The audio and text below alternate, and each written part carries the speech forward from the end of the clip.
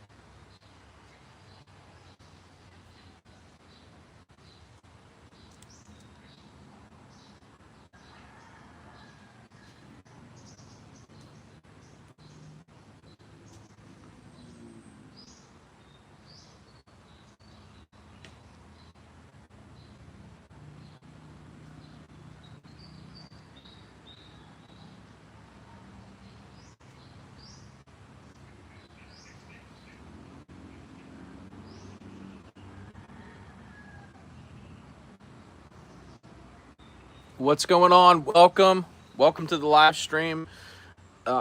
Make sure to chat below. If you have questions about tinnitus, put it in the chat. I would love to answer your questions. Welcome to the chat. We're just gonna hang out here. It's a beautiful morning, and we're gonna be talking about tinnitus. So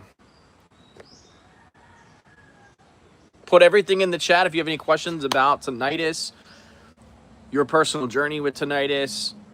How did you get tinnitus? Are you habituated? Have you started the steps of habituation? Whatever it may be, you can put in the chat, and I would love to answer those questions for you. As you can see, it's a beautiful morning.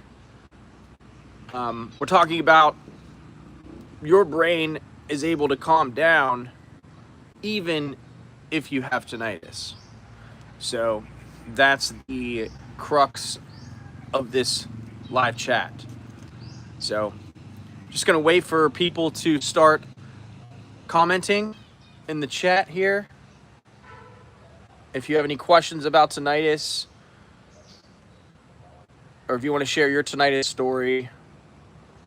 I just got back from a tropical island, and I'm on the next island over. And so when I was over there, it was very peaceful. I was able to meditate and let go a lot of the tinnitus sound that was, sometimes I still hear it. That's the thing. Sometimes I'm still aware of it, but it never causes me any problems. And I would say 99% of the time, I'm not aware of it. Immersely, hi, welcome. How are you? Is this your first time in one of these live chats? Do you watch my other content? Crazy Joy Eigo, welcome as well. Hi, Happy New Year to everyone. Happy New Year. How has your new year been? Are you an avid watcher of this channel? Do you have tinnitus? Let me know a little bit about your story. What country are you from? I would love to hear a little bit about your story. We're just going to be hanging out, talking about tinnitus. If I can help anyone with their tinnitus questions, please let me know. This is the entire point of this. I'm doing really well. Just, it's a beautiful morning. Very warm here. Just got back from Sigihor, and I rented a new apartment, a new cottage on the side of a mountain. I'm moving there in March, so I'm really excited. But I'm back in my other house. So, how are you doing? How was your new year? How did you find my channel? I'm just curious.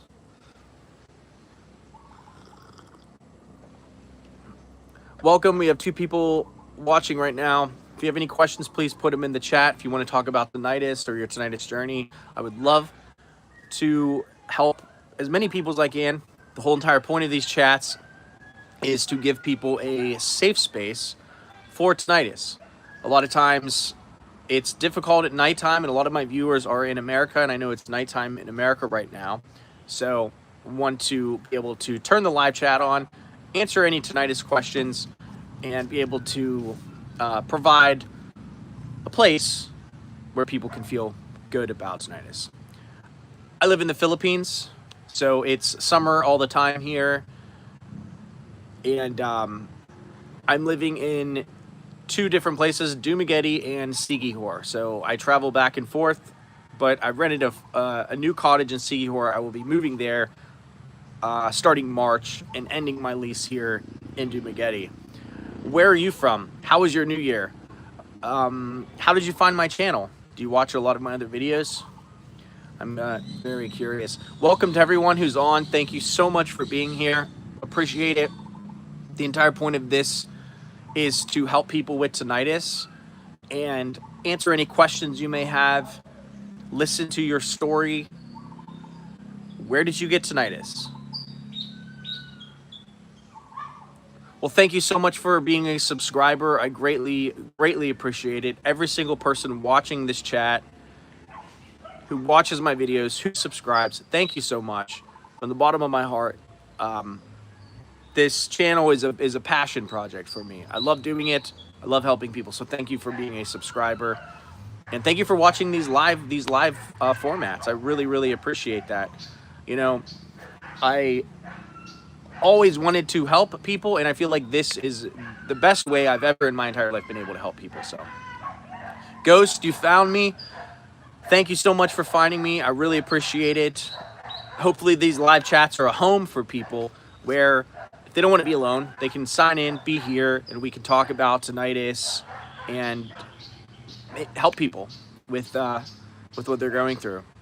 You subscribed right now. Thank you so much, my brother, my sister, whoever you are. Thank you. I appreciate it. From the bottom of my heart, thank you for subscribing. Has my tea become quieter? Yes, my tinnitus has become significantly quieter to the point of silence. That's how quiet it is. Does it mean sometimes I still hear it? Yes, sometimes I still do hear it. If I had to put a percentage of the time I'm aware of it and I hear it, it's probably 1% of the time. So objectively, I'm still able to hear the tinnitus. However, 99% of the time, I am in silence, meaning my brain is thinking about other things. Even if I sit right now and try to hear it, I don't hear it. So the majority of the time, I can't even hear it if I try to hear it. I still say that I hear tinnitus because sometimes there are some random moments where I still hear it. Maybe it's quiet, really quiet, and some random moment I still am able to hear it.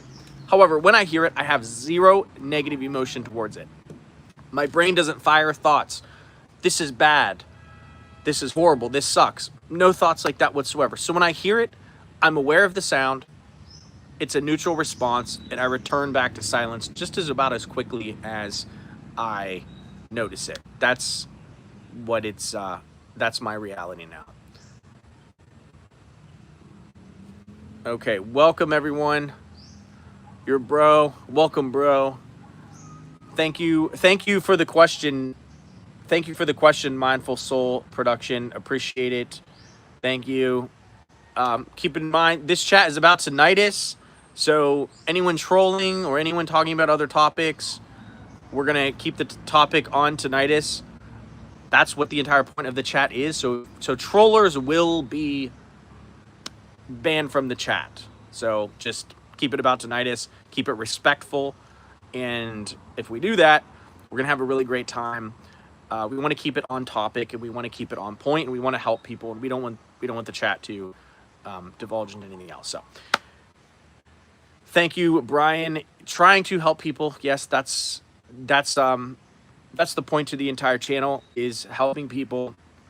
As someone who was in tinnitus in a really bad place with it, when I got out of it, I realized there's specific things you can do and not do every day that can get anyone. I truly believe anyone can recover from tinnitus to the level that I have. Everyone and anyone, if they do the right things and if they know what steps there are to do.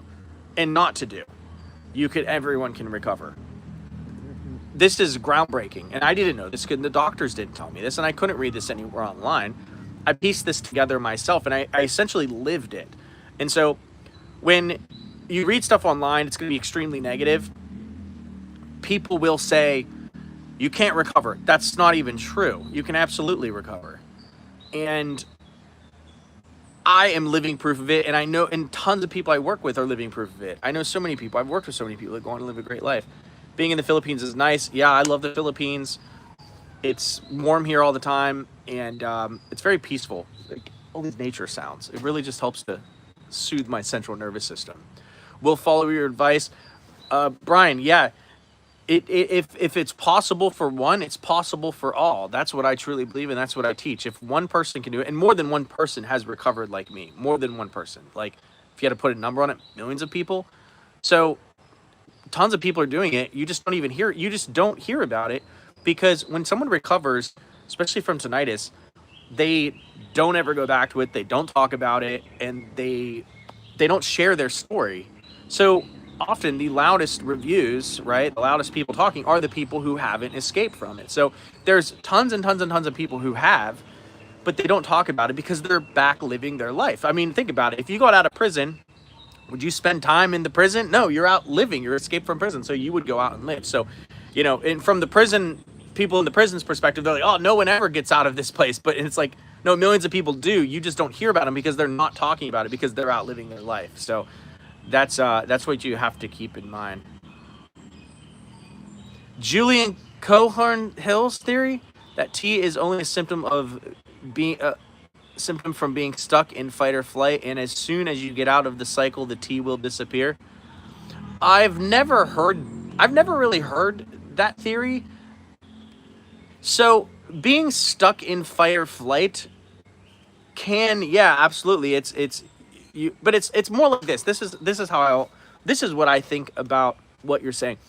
So when you hear the sound of the tinnitus, the ringing, when you're stuck in fight or flight, your mind is going to be stuck on the sound. It's going to be replaying the sound over and over and over again, because you're in fight or flight. You're in a panic state. When you're in a panic state, your central nervous system is looking for threats. If it sees tinnitus as a threat because you've labeled it as one, then yes, it's not going to be able to let go of the threat. If you can then bring yourself out of fight or flight, then it's not that the sound disappears, it's that your mind stops focusing on the sound, and then the sound itself is able to be recategorized as a non-threat, and then your brain lets go of the sound. So you are still able to at times hear it, but it's no longer dominating your entire awareness like before. So before, you're able to recover, all you hear is the tinnitus. All you're thinking about is the tinnitus. It's dominating your entire awareness. So you don't have your ability to concentrate is shot. Your ability to rest is shot. Yes, if you can get yourself out of fight or flight and ground yourself over time, your brain will be less focused on it, and to you, it will appear as if you have returned to silence. And that's exactly how it has worked for me. Did getting out of fight or flight turn off the sound? No, I don't think that getting out. It's not that it turns off the sound. It's just that you're more aware of other things, and you're less aware of tinnitus, to the point to where it objectively sounds like silence. Like I said, I can sit here and I can't hear it. Even if I try to hear it, I can't. But sometimes, and I will say like 1% of the time, I am able to hear it. So I have gotten myself out of fight or flight and essentially returned back to silence. You're from the Philippines too. Welcome. Fist pump. How was your new year? What it feels like in the Philippines. The Philippines is great. It's a great country. Really loving, fantastic people. I love it here so much. It feels like a home to me. I've able to rest. I go down to the ocean, and that's another thing that I want to talk about with tinnitus, is that you want to incorporate body-based practices. Tinnitus is very heady, and it puts you inside of your head, and you forget that you have a body. That is why grounding techniques are so powerful.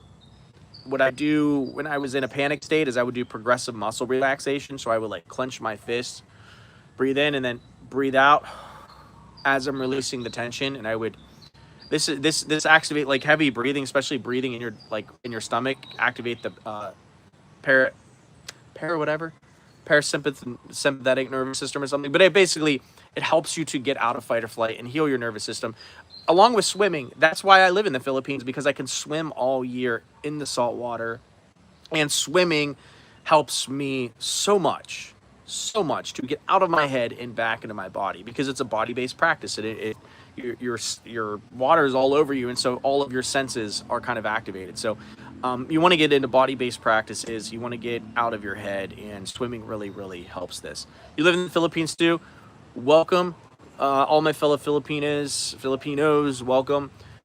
Brian, I am trying to break through the fear and reframe as tinnitus as T, not as a threat. Yeah, that's correct. That's exactly what you want to do. You want to reframe it as neutral. Okay, you don't have to. I'm not telling you need to like gaslight yourself and be like, I love my tinnitus.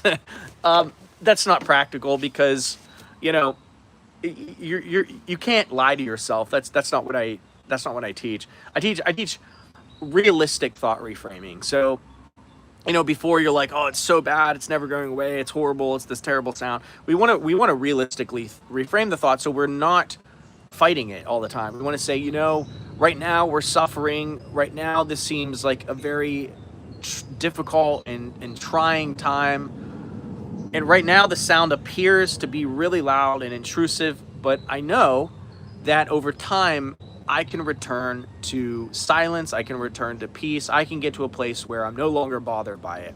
And when you begin to reframe your thoughts all the time, and if you need help reframing your thoughts, you can go to tinnitus.health. I built an application that helps you reframe your thoughts on the fly. You can literally just take the application, it runs in a web browser, but you can just reframe the thoughts on the fly.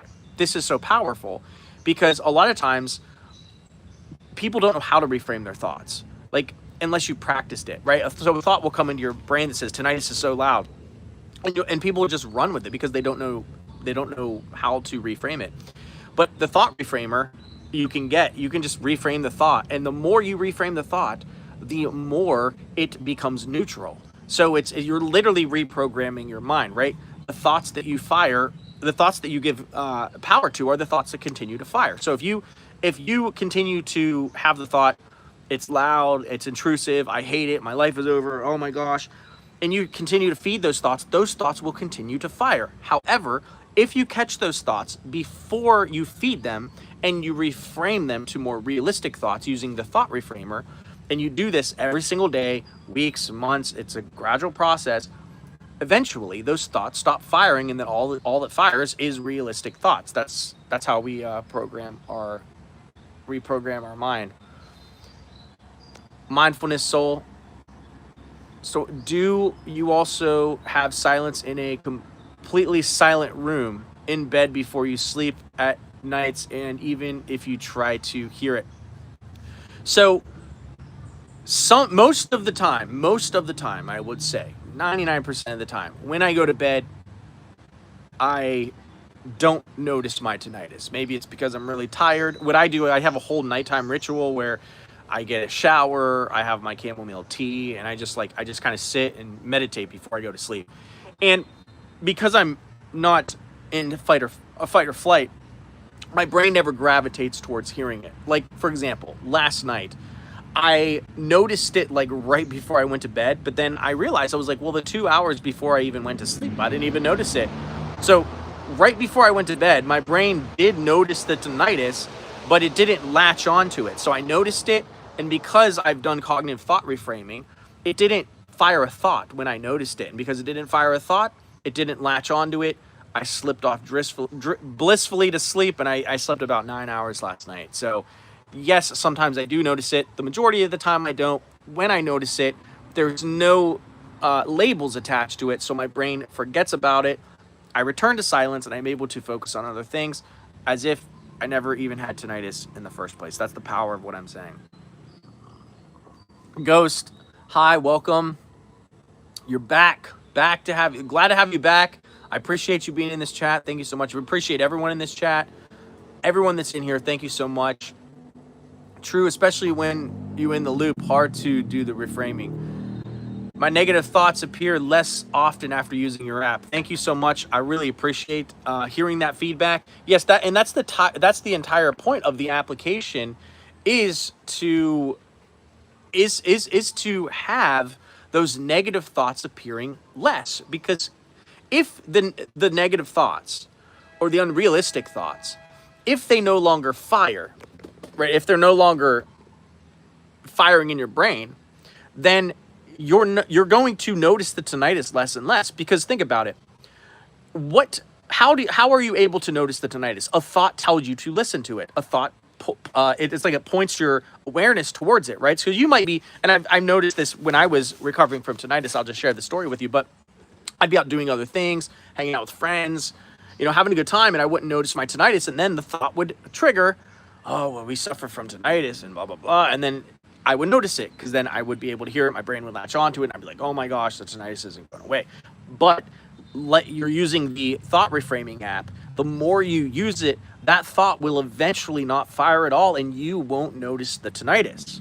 That's how it works, and that's why thought reframing is so powerful. But yes, you're right. When you're stuck in the tinnitus loop, it is hard to reframe the thoughts, because you don't have the ability to, if you're not using the app, you don't even know how to reframe a thought. Like, how do I reframe a thought? What do I reframe it to? That's why the app is so powerful, because you can just reframe the thoughts on the fly, reframe the thoughts on the fly. And it's like you're walking down the street and a negative thought appears about tinnitus. You can just reframe it, read the reframe, read your recovery statement, do a quick meditation, inhale, exhale, ground yourself, rejoin life again. And the more you do it, the more you're proving to your central nervous system that tinnitus is not a threat, it's nothing to worry about, and your brain is going to be able to gradually let go of the sound, and you return to silence. Do I know the cause of my tinnitus? I would have to say, so the onset initially was from an ear infection, but I was aware of the fact that I had tinnitus for many, many years before then.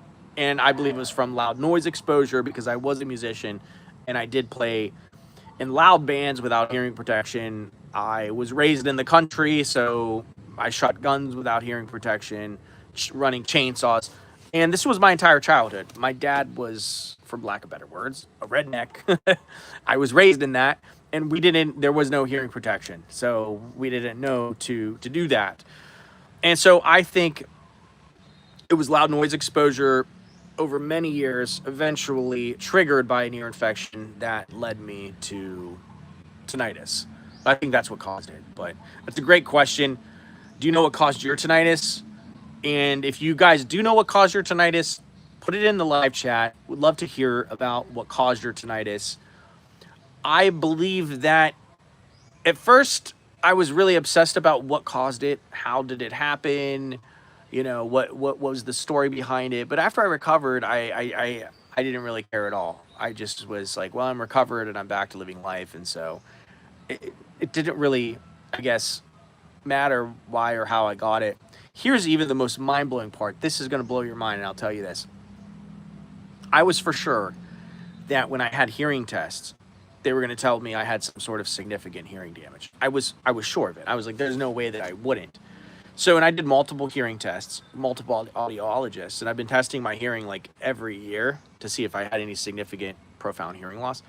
Every time I go in, my hearing test is completely normal, which to me challenges the theory of tinnitus, because the theory of tinnitus is if you have hearing loss, you will have tinnitus. But so many people I've coached and worked with have had no hearing loss, and then they have been aware of tinnitus. And I've coached people who've had significant hearing loss with tinnitus, and they go on to habituate just fine. And I've coached people where the tinnitus volume is just low, very low, and they're really challenged by it. And I've coached people who the volume is loud, blasting loud, like mine, severely loud, and they habituate just fine. So it's really interesting how it works. But Mindful Soul, I have known several people that got their complete 100% silence back after a while, even after loud noise exposure of war infection.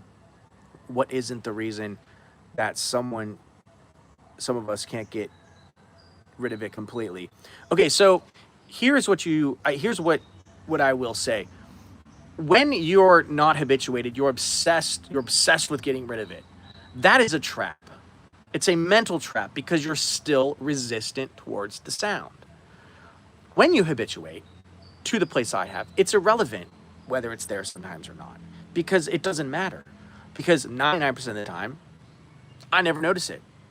And 100% of the time, I'm never bothered by it. I am never bothered by it. So, does it matter if I notice it still sometimes or not? It doesn't. It absolutely doesn't. I have my silence back because I am never aware of it. Even if I try to listen to it, I'm not aware of it. Sometimes I am, but I'm never bothered by it. So, yeah, some people maybe they get 100% of their silence back. To me, here's the thing: silence is not practical because when do you ever have true silence? Even if you're sleeping in your bed, the air conditioner is running, maybe a fan's running, maybe there's honking down the street, maybe a bird's chirping outside. Even if you couldn't even get in true silence if you wanted. If you went into a soundproof room, you would hear the blood in going through your veins. You would hear your heart beating. So silence is impossible for a living being. It is impossible. When people say silence, here is what they mean. They mean they have their ability to think, they have their ability to be at peace, they have their ability to be with their own thoughts, and there's not this intrusive sound that's blasting inside their head. The habituation and the recovery method that I teach gets you all of this. So it gets you your silence back. Because true silence is impossible. When people mean silence, they're not actually mean they want to not hear anything ever, because no one wants that. So people don't actually mean silence. They mean the ability to recover and get their happiness back, their peace back, and go on to live a great life and have the ability to sit in peace and not be bombarded by this loud sound. And that's exactly what my application shows you how to do. And everyone and anyone can achieve that. So to me, I don't even think like, oh, is it still there? Do I need 100% silence? Do I need 100% of the sound not there? Because I'm always aware of some kind of sound anyway. So, but yeah, so I would say that everyone can recover to the point that I have. It's doable. I've seen no scientific evidence to prove that you can't recover, that you can't, no one can recover. Everyone can recover. That's what I believe. I sleep. Hey, Ada, welcome. I'm going to read the comment right now. Welcome, welcome, welcome. Thank you so much for being in this chat. You sleep 4 to 5 a.m., sleep for 4 hours, and live in a factory, and machine noises start at 8 a.m. You live in a factory? Tell me a little bit more about that. Like an actual factory. What country is it in? What kind of how did that happen? I would love to hear more information about what you're saying. Thank you for sharing what you've shared. I appreciate it so much. Just kind of update us a little bit on that so we have a little bit more context. But 4 to 5 hours of sleep. You sleep for 4 hours. Are you able to sleep for more, like 7 hours? Welcome everyone that's on the chat. I want to say this place is a place for providing the floor for people to share their questions about tinnitus. If you have a recovery story, we would love to hear that. If you're struggling, we're going to help you. If you're at a place where you don't feel like anyone can relate, we're here to relate to you. That's what this entire chat is about. This is what this entire model is for. So thank you so much for the people watching. I greatly appreciate it. You can pick up my application, tinnitus.health. That's tinnitus.health. My entire recovery process that I've done to recover from tinnitus to the point where I'm traveling the world. I never hear it. I'm objectively back in silence again. I put in this application. So you can pick up a free trial, tinnitus.health. That's tinnitus.health. And if you do everything in the application consistently every single day, you can habituate. So if I can do it, everyone can do it. We're We're seeing tremendous success. Had a couple people from the chat talk about what their experience has been like and how it's helped them, their thoughts come out of that negative thinking and return to a more realistic and grounded thought process. So go feel free to share your stories in the chat, and would love to, if I ask you just for a little bit more clarification, that's just because I'm trying to give you the right answer. And the more information I have, the better answer I'm able to give you if you're, asking a specific question. So welcome. Go ahead and share, where are you from? How was your new year? How did you find the channel? Are you a subscriber? Are you new? If you're new, welcome. I really appreciate you taking the time, hanging out here. We're it's in the morning here, located in the Philippines. It's summer. Beautiful, beautiful summer morning. Summer's all the time here, so that's cool. Is it snowing where you're at? I don't miss the snow, by the way. Don't miss the snow.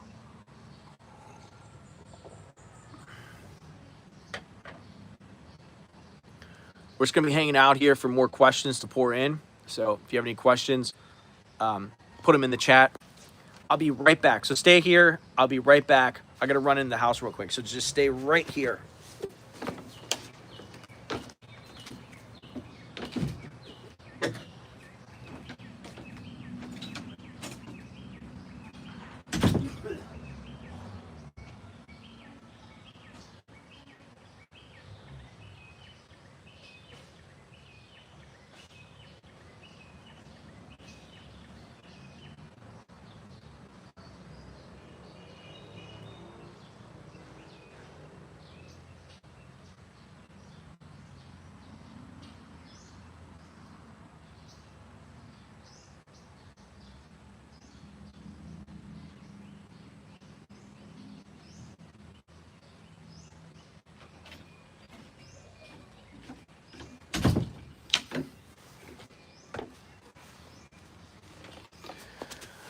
So we're back.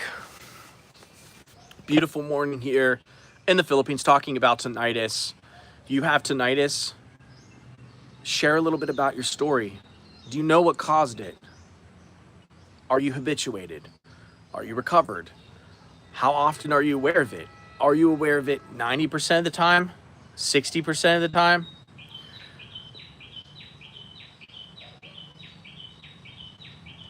I'm gonna do a poll real quick.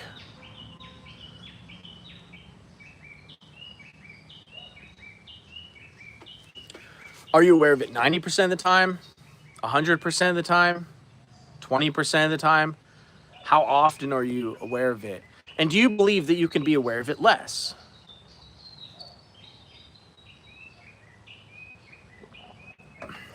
What is tinnitus?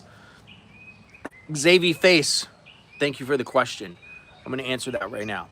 Tinnitus is the perception of a ringing in the ear. It can be a ringing. It can be, some people report hearing music. It can be a jackhammer sound. It can be a swooshing. It can be a deafening sensation. It can be multiple tones. It can be louder on one side, not as loud on the other side. It can pulse, so it can be an intermittent pulse.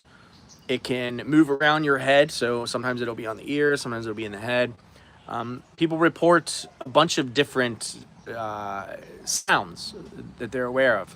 For me personally, my tinnitus was the sound of like a dentist drill, but like amplified to like 10, loudest on my left ear, and it had a deafening sensation. No, it's not a voice. It's a ringing. So, yeah, no problem. We're here to I'm here to help people recover, return to silence, return to peace, so that they can get their life back, and they don't have to worry about it. So, go to traveling, or maybe you want to start a business, or there's a whole life beyond tinnitus, and that's really what people need to understand.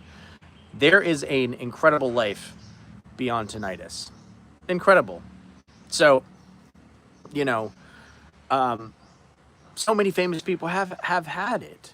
Have it. Chris Martin from Coldplay, okay, he has it. He got back to touring. Pete Townsend from The Who, tinnitus. He talks about on Letterman, and Letterman has it. David Letterman has tinnitus. Sam Harris has tinnitus. Who's that one? I can feel it coming in the air tonight. That musician has it. A lot of people have tinnitus. Well, you think you can't tolerate it, but people do. Millions of people recover. Here's what you have to understand. You wouldn't want to say you can't tolerate it, because if you were to someday get it, God forbid, I hope you never do, but life is, there's no guarantees. You would want to reframe it and say, I can handle all things. I can overcome anything. Nothing is going to set me back. Nothing is going to rob me of my life. So that's what I would, even though you don't objectively have it, I would reframe that thought. And I wouldn't say you couldn't tolerate it or you couldn't handle it. I wouldn't say that, because, what if someday you're in a situation where you have no control over, I mean, how in control are you of your life? You didn't choose to be here. Someday, you can't choose that one day you won't be here. And that's something that people can't control, that everyone has to face. And in life, there's a ton of things that can happen to you that you don't think now you could tolerate. That if you found yourself in those situations, you would have to tolerate it. You would have to find a way around to live, even if it's painful, even if it's tough, and even if it's hard. So we're just going to reframe that thought for you right then and there, so that you can go on and live a better and happier life. Okay, so you're from Nigeria from birth. I find it difficult to sleep before 4 and 5 a.m. and I have experienced tinnitus since I know myself. Exposure to loud noise put me in heavy disturbances. Welcome from Nigeria. Hope you had a terrific Christmas and a great New Year. So what I would say is this. You want to try and get your sleep where it's consistent. When you're not on a full night of sleep, it can be very difficult with tinnitus, because the less sleep you have, the more in fight or flight your nervous system is going to be. So I would try and, even if it's difficult for you to sleep before 4 and 5 a.m., I would try and get your sleep adjusted. Try and get a little bit more than 4 hours of sleep if you can. If you're functioning on that and you don't believe that you need to, I can't tell you how much sleep that you need. I will say that I need at least 7 hours. Anything under 7 hours, and things are going to be annoying me a little bit more. I'm going to be noticing the ringing is going to be annoying me. I'm going to notice that, things that I'm able to deal with, not on a lot of sleep, like annoyances, I'm going to be really annoyed if I'm on less than 7 hours of sleep. And I know myself, and that's just me. So if I want to stay in a really healthy place, I have to get more than 4 hours of sleep. I would encourage you to do whatever you can to try and get more than 4 hours of sleep. If you can bump it to 5, and then gradually, maybe later, bump it to 6. I understand everyone has to work, everyone has to pay bills. Some people just don't, they don't have the time. I would heavily consider maybe doing whatever you can. Sleeping in a darker room. Try cognitive behavioral therapy for insomnia if it's an insomnia issue. I dealt with insomnia myself, and it was something that I had to tackle first. Was the insomnia, was the inability to sleep at least 7 hours. I had to tackle that, and until I could tackle that, I was not able to fully address the tinnitus, because the sleep kept me in a perpetual state of fight or flight. The sleeplessness kept me in a perpetual state of fight or flight. So I would say, you have had exposure to loud sounds. If the sounds are disturbing, can you get foam earplugs? Is there a way to get foam earplugs where you're able to put them in and, sleep a little bit better? I noticed that when I was, sometimes I would go and out with friends and stuff like that. We would rent hotels, and they would like to be up all night loud, and I would just put earplugs in. I was able to just drift blissfully off to sleep. So maybe there's earplugs you can get. The foam earplugs are really cheap. You can pick up a whole thing of them for, you know, a couple bucks. That might help you really with the sleep disturbances. Xavier Face, you retracted a message. I didn't get a chance to read it. If you want to drop it in again, I'll read it. I didn't get a chance to read that. I was addressing the other message. Again, welcome and thank you everyone for watching this. We're helping people with tinnitus, ringing in the ears. So if that's what's going on, then with you, share a little bit about your story, about your message. How did you get tinnitus? You can pick up my free day trial of my application at tinnitus.health. That's tinnitus.health. Go ahead and put that in a web browser. And if you want to habituate, if you want to recover, I put all of my steps that I did inside that application. And if you do them every single day consistently, you can be sure that you will habituate. There's a habituation tracker in there. Everyone that's using it is reporting tremendous success with it. They're using it every day. It's helping them. It's helping them to reframe their negative thoughts about tinnitus, to go on to no longer even notice the sound itself, which is incredible. Incredible. So you want to pick up a free day trial, you can do that, and you can cancel anytime if you want. Not a big deal. My father and grandmother had issues sleeping before 4 and 5 a.m. Okay, so it sounds like it might be a family thing. This is something that has been there in your family. I can tell you insomnia runs in my family. My mother has problems sleeping. Both my brothers can't sleep. And so I had a bout of insomnia. The way I overcame it was cognitive behavioral therapy for insomnia, CBTI. Now, this was my theory for my specific situation. I'm not going to say that this is for your specific situation because I'm not in your family. I've never met you. But I'm going to tell you what it was like for my situation in my family. And maybe you can find some wisdom in that. Maybe not, but I'll share it with you just in case. So I found that my family has a history of anxiety, a history of obsessive thoughts, a history of doom thinking and spiraling and stuff like that. And this all runs in their family. Anxiety runs in my family. Depression, all of this stuff, insomnia. And what I realized was that there wasn't any genetic component that was keeping them from sleeping physically. It was the anxiety, it was the thoughts, it was the inability to let go and fall asleep naturally. That was what was driving the insomnia in all of my family. And so I realized that they were all doing something to try and fix it, which was sleeping pills. Now, here is why sleeping pills don't address the root cause of insomnia. Because you cannot force yourself to sleep. I'll say it again. You cannot force yourself to sleep. You have to just provide the right atmosphere for yourself to drift off to sleep. You can only surrender to sleep. That's it. You can't force yourself to sleep. Why do sleeping pills not truly fix insomnia? Because sleeping pills are trying to force you to sleep. You're like, I can't sleep. I need to get sleepy so I can sleep. If I take this pill, it'll make me sleepy and then it'll put me to sleep. That is the wrong attitude when addressing insomnia. You don't want to put yourself to sleep. It's not like taking a tranquilizer, gonna put myself to sleep. And my family for years they did this model where they would take sleeping pills, and then the problem with sleeping pills is you get addicted to them, psychologically speaking. And if you get into the harder stuff like barbiturates, those have been linked to early onset dementias, just a host of really nasty stuff that could potentially happen. The reality is you're not addressing the root cause of insomnia itself. The root cause is that there is resistance towards allowing yourself to drift off naturally into sleep.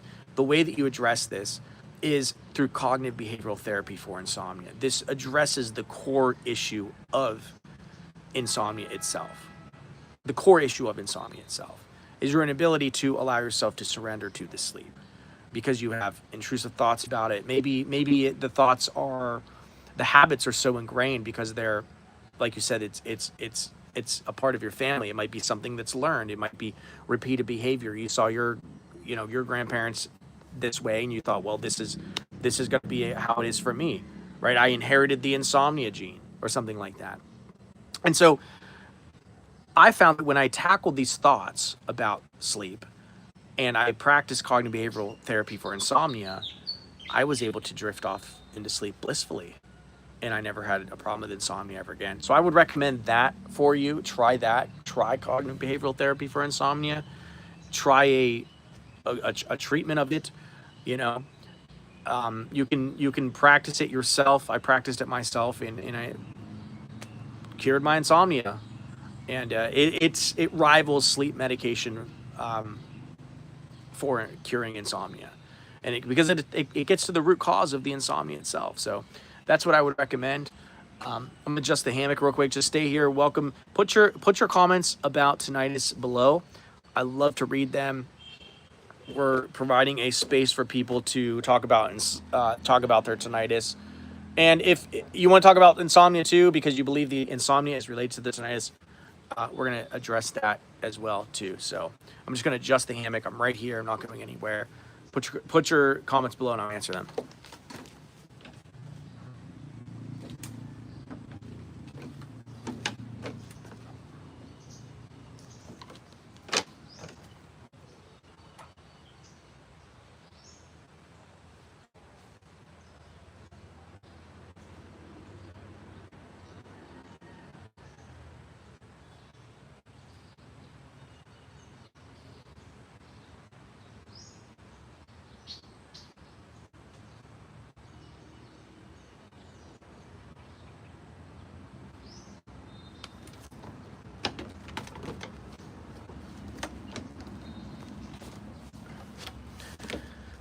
Welcome everyone back. I'm just going to be hanging out here until activity in the chat pops up. Here to help everyone with their tinnitus. So we're just going to be hanging out until the chat pops up with more questions. But thank you all for being here and participating in this.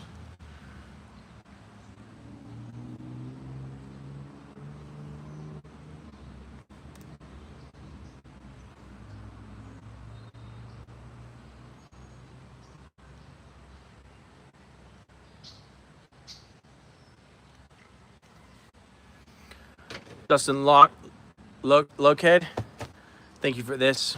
We're going to read this. Said you've had crazy loud tinnitus around 13 kilohertz since music festivals in 2023. I'm sorry that that's happened to you. You've been habituating, but unfortunately the sound is still very loud. Can you describe how your tinnitus disappeared? Yes, I can absolutely describe how my tinnitus disappeared. It was very gradual. It wasn't all of a sudden. It was very gradual. And it disappeared because, and I noticed this, it disappeared because I meditated on the sound itself. I know that sounds insane, but yes, I would meditate on the sound, but I did it very specifically. And this is everything I teach in my app. I would put sound masking and I would put it loud enough where I could still hear the tinnitus. And I would sit and I would meditate. And I did this like anywhere from like 6 to 10 times a day, depending on how I was feeling. But I would meditate on the sound itself.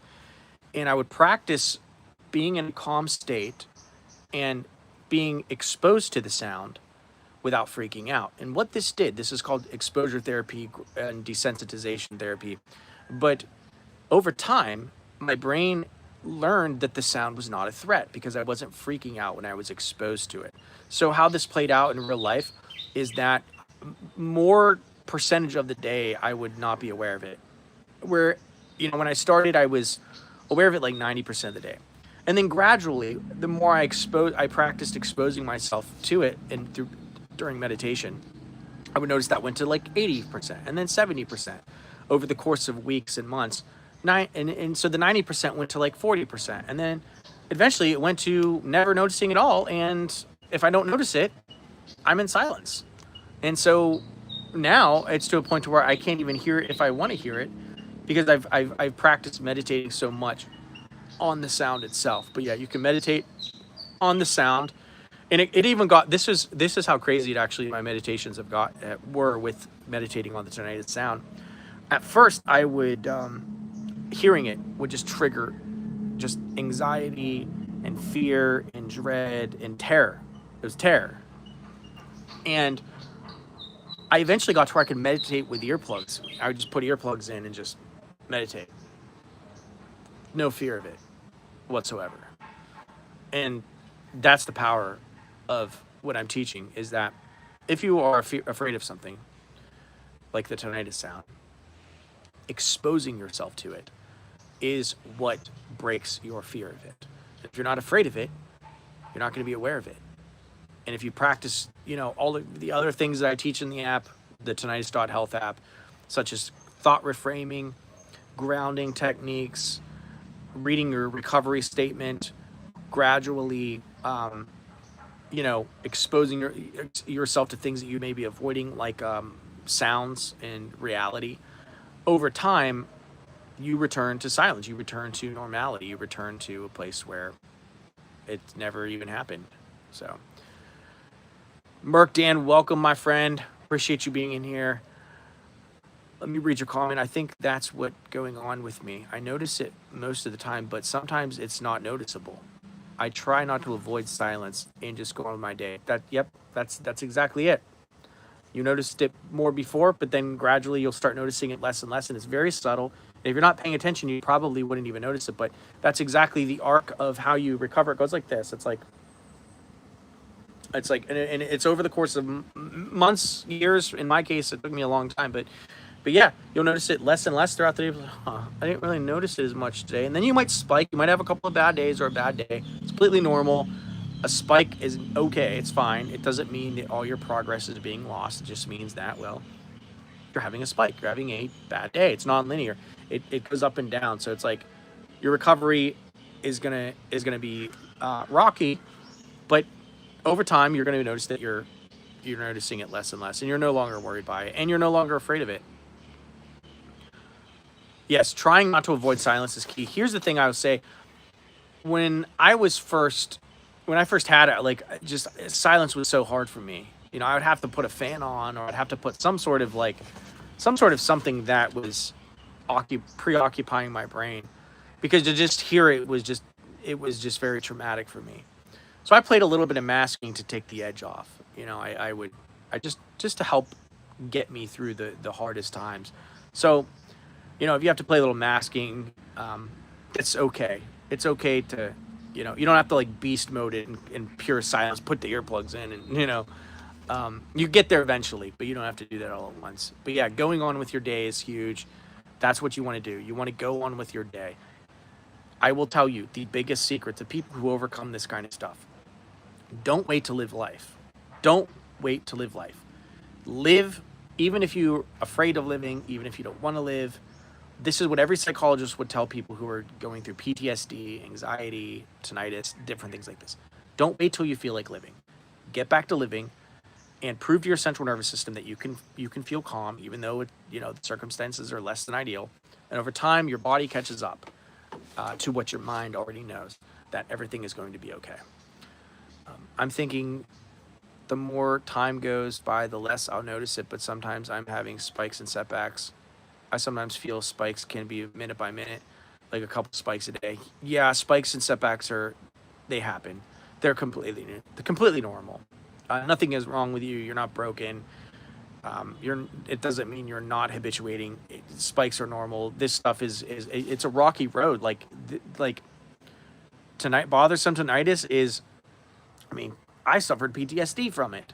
So, it's okay to have spikes and setbacks. Like that's completely normal on the habituation journey. So just reframe that as, I'm having a spike, I'm having a setback. It's painful. I'm suffering right now, but it's completely normal, and I can get through it. I'm going to get through it.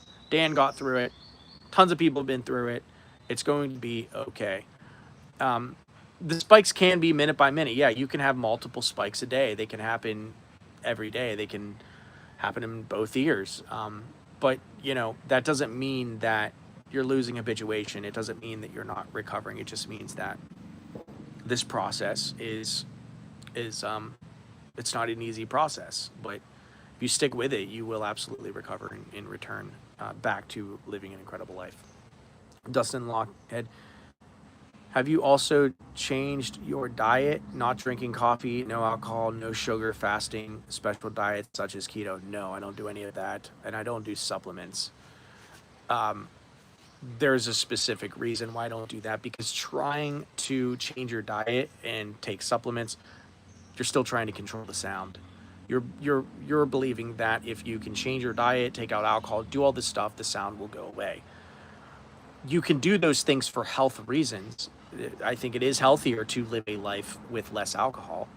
I think it is healthy to limit coffee, to, not having a ton of it. And I think a ketogenic diet is very, very healthy. But I wouldn't do it to try and control the sound, because then I'm telling my brain that the sound is a threat. And the whole point to everything I teach is to see the sound as neutral. Now, if something is neutral, are you trying to neutralize it? Are you trying to get rid of it? No, you're not, because you're seeing it as neutral. So, ironically, trying to get rid of the sound, trying by diets and supplements, is telling the brain that the sound is a thought, is an issue.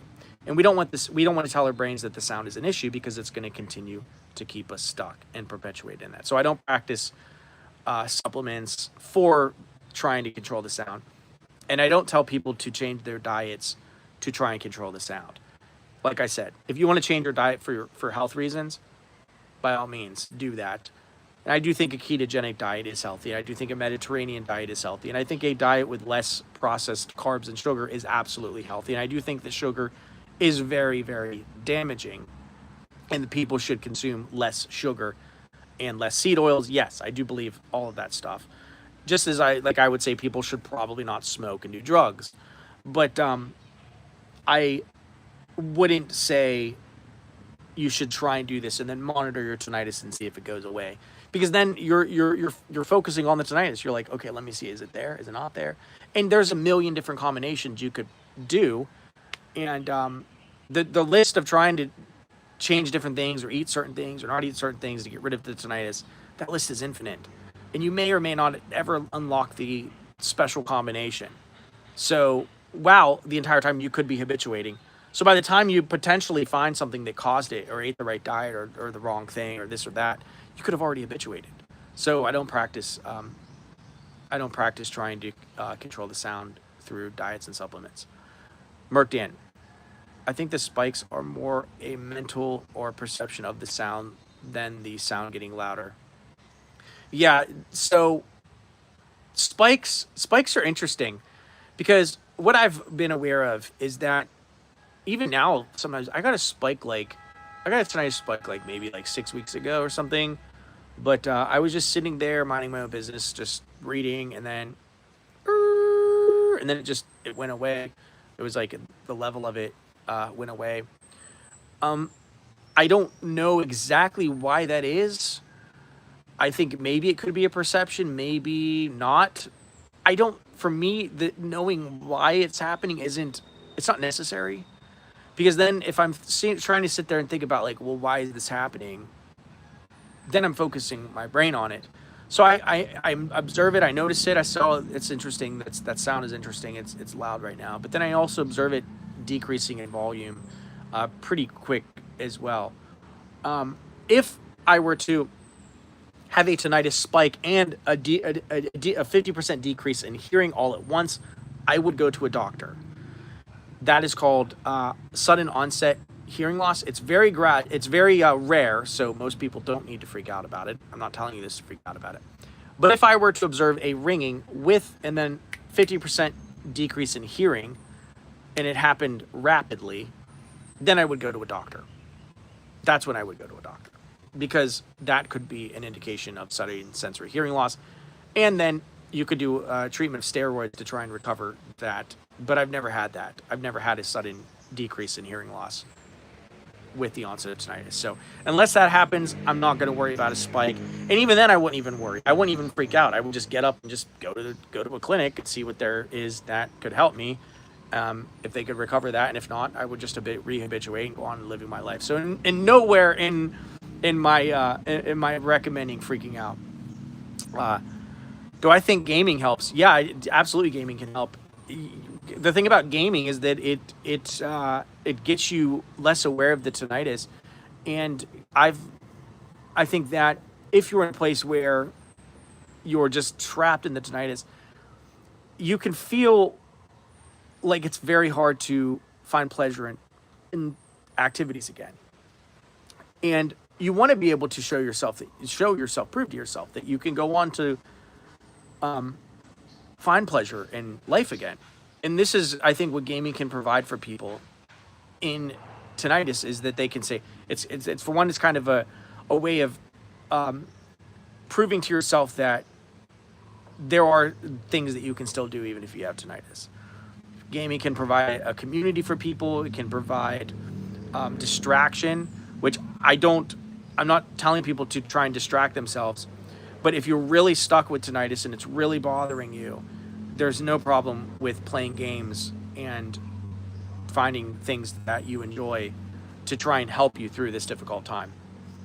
I would say gaming can be highly addicting, and I know a lot of people that are addicted to gaming. So I would just be mindful of that potentially, that you would want to, if it's causing you to self-isolate, and if you're using it as a crutch, and you're constantly going to gaming, then I think it could be an issue. But I would use it sparingly.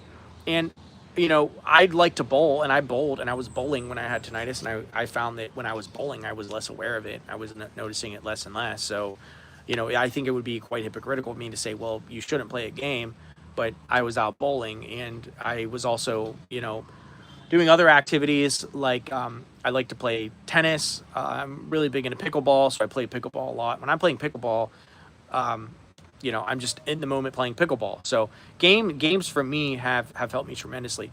I do prefer games that are interactive with other humans, and that require I guess getting out of my house. So those are the games that I try and practice. I like Monopoly. I like board games. I like card games. Poker's I'm big in poker. So yeah, but I love games as well. So Ada, most of the time I experience ringing, and sometimes I hear my heartbeat so loud. It's like it is. Yeah, I've experienced that same exact thing, where my heartbeat would be in my ear, and it'd be like bing, like a gong every time it would be in my ear. Through habituation and all the steps I practice in my application, those symptoms have went away completely, and I never hear my heartbeat in my ear. I think a couple 6 months ago, I was aware when I walked, when my heel hit the ground, I would hear a ringing, but I was aware of it, didn't freak out about it, didn't label it, returned to silence just as quickly. Dan Lockhead, how long did you take from having loud tinnitus to getting back to experiencing silence most of the time? Since my T is so loud, it is hard to imagine that silence can't come back. Yes, silence can't come back, even if you have loud tinnitus. It is hard to imagine it, but the brain is a remarkable organ that is highly neuroplastic, and that can adapt to incredibly difficult situations. So yes, it can, even though it doesn't seem like it. It's absolutely real, and it's absolutely possible. So here, how long did it take me? So the timeline was, I made significant improvement in the first 6 months, but I was still aware of it. I would say 12 to 24 months.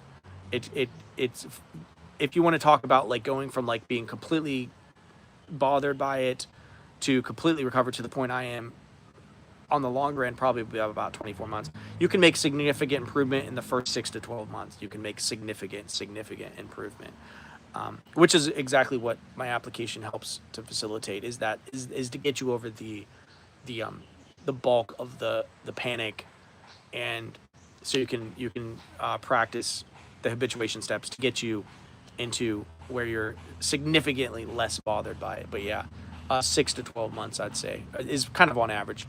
It can happen quicker, but it can take more time as well, depending on the person. So you still go out with family and girlfriend, you should be okay. Yeah, you're going to absolutely be okay. Going out with your family and with your girlfriend is absolutely the right steps. Keep doing it. Keep doing it. Keep doing it. If you're in a environment where it's really loud, it's okay to wear hearing protection. Don't think that you don't feel like, oh, what do people see if I wear hearing protection? It's okay. They're not living your life, and they don't have to be in your situation. So keep in mind, wear hearing protection if you're out. That's completely okay. Burke Dan, it's so hard to wrap my head around habituation. I want to so badly believe that I won't hear the sound.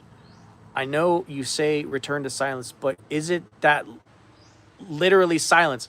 For me, most of the time, yeah, it's literal silence. Like I said, I don't notice it right now. Now, I'm not putting myself in soundproof controlled rooms and seeing if I never hear it. I'm not doing that.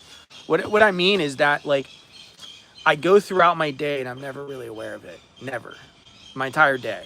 And that's how it was before, right? Like, before you had tinnitus, were you sitting around, like, monitoring if you still had silence? No, you weren't. You were just living life normally. Life was happening, and you were never really aware of tinnitus. It was never even in your universe. Okay? That's what most people think when they think silence. It's not that they're in the soundproof room trying to notice if they have silence or not. That's not what it that's not what I'm talking about. It's hard to wrap your mind around habituation because it's a whole other reality. It's like when you're in tinnitus, you can't see past tinnitus. That's why tinnitus can be very difficult, because you can't see beyond it. And when you're habituated, it's hard to think back of what tinnitus was like. I know it was hell. I know it was terrifying. I know it was horrible. I know I never want to go back into the tinnitus hell loop. But it's something that everyone can break out of. And so even though you can't wrap your mind around it, you can still do it. You can still achieve it, right? So, like, it's like this. Before you get ripped and you get in shape, it's really hard to wrap your mind around being a person that's in shape. But you can do it. You can change yourself. Everyone can change themselves. You can go from poor to rich. You can go from out of shape to in shape. You can go from a person who is afraid of a phobia to a person who is confronting their fears. You can go from a person you don't like to a person you're proud of. You have the ability to change yourself at any given time. And so really it's hard to wrap your mind around, but it doesn't mean it can't happen to you. It just means that you're unable from your current perspective to see what it's like, but you will see it someday. It's going to happen to you. Habituation it's a beautiful thing. It's incredible. I can't explain it. It's absolutely incredible. It feels normal. It doesn't feel like you've arrived to some holy grail of awareness or consciousness where you're no longer tinnitus is, no longer a threat. It just feels normal. It just feels like you're normally living your life like it never was a thing. That's it. That's all it feels like. It just feels normal. That's what I'll say. Do I meditate? Do I have to meditate? No, you don't have to meditate perfectly. Here's what I'll say. Like, meditation is about being okay with just, when you meditate, here's what I'll say. When you meditate, your mind is going to want to gravitate towards other things. That's completely normal. It's completely okay to think, I didn't meditate perfectly. I suck at meditation. That's the exact reason why you're meditating, is so that those thoughts, allow those thoughts to happen without getting too carried away with them, right? So this the same thought that's saying that you suck at meditation, you're not doing it perfect. That's the same thought that's telling you to worry about tinnitus. And the art of meditation is to sit there and allow those thoughts to happen without giving those thoughts any weight, right? You're learning to observe the ego mind without believing necessarily what it's saying. So, do you even suck at meditation? I don't even know if you can suck at meditation. If you're sitting there and you're aware of your thoughts without getting carried away into them, and you're just sitting there and you're like this, and you're noticing your thoughts, that's meditation. You can meditate when you're drinking a cup of coffee. You can meditate walking down the street. Your entire life can be a meditation. I think the Bible says pray without ceasing, right? It's basically you can get to a place where you're just meditating all the time. But yeah, no, you don't have to do it perfectly. I don't even think you can meditate perfectly. I don't even know. Ask any Zen monk, and is there a perfect way to meditate? I mean, if you're doing it, you're showing up and doing it, you are meditating perfectly. So, okay. Saramadis, welcome. I'm going to read your comment. I habituated naturally once and lost it. Sorry to hear that. I'm working on habituating again. It's taking a while. It's happening, but it's up and down and slowly getting better. Yeah, you're doing just fine. And that is exactly the process of rehabituating. It's slow. It takes time. It's up and down. It's gradual. It's a rocky road. It's a rough road. But you can habituate again. You absolutely can. My habituation story was a rehabilitation story. I was habituated for like the life of tinnitus. Like I was aware that it was there, but I was in full habituation. And then when I was rehabituating, it was like that was when I really fully understood how bad the tinnitus doom loop is. But you can fully habituate again. Um, it does take a long time. It can take a while, but be patient. Be patient with yourself. Um, be positive with yourself. Be there to encourage yourself, and talk to yourself like you would your best friend. Be like, it's okay. It's okay. We're gonna get through this day. It's not the end of the world. Like imagine your best friend is suffering. How would you treat it, your own child if your child was suffering? That's how you want to talk to yourself. So many times people beat up on themselves. They think if you wouldn't have exposed yourself to that sound, and if you could be better, and if you this and you, and it's like, why would you talk to yourself like that? Talk to yourself as that hurt child, and speak to yourself like that, and you're gonna find that it's gonna help you get through the day. Everyone I notice, note, come in contact with family with witchcraft. Everyone I ever know with T. Um, that is that is not true. Maybe that is true for you, but having tinnitus doesn't mean that at all. So I appreciate that comment, but that is anyway. Let's go on. Merc Dan. Sometimes I swear this is how I've always been, but never noticed it. I think I'm asking if I'll ever get back to a point where I'm not monitoring for it, so therefore I'm not aware. Yeah, that's exactly what recovery is like. You do get to a place where you're not noticing it, you're not aware of it, and it's as if it never happened. That's exactly what habituation's like. It's as if it never happened, which is what everyone wants. Like if there is a pill that could do that for you, that could just like reset it where, oh, it's like it never happened, then you that would be recovered, that would be cured, and that exists, and it exists for pretty much everyone that goes on the path of habituation. So yeah, you absolutely can get there. Thank you very much for sharing your valuable experience. Thank you so much for being here. I appreciate it so much. Thank you everyone for being on this chat and for sharing your wisdom and your experience. This is helping so many people. Just you showing up, you being here, sharing your story, taking the time to be present is helping so many people. You don't even know. So I'm going to sit here and wait for more people to talk and ask your questions. We're going to just be hanging out here. And I'm going to go grab a glass of water. Just stay here. I'll be right back. I'm going to go grab a glass of water.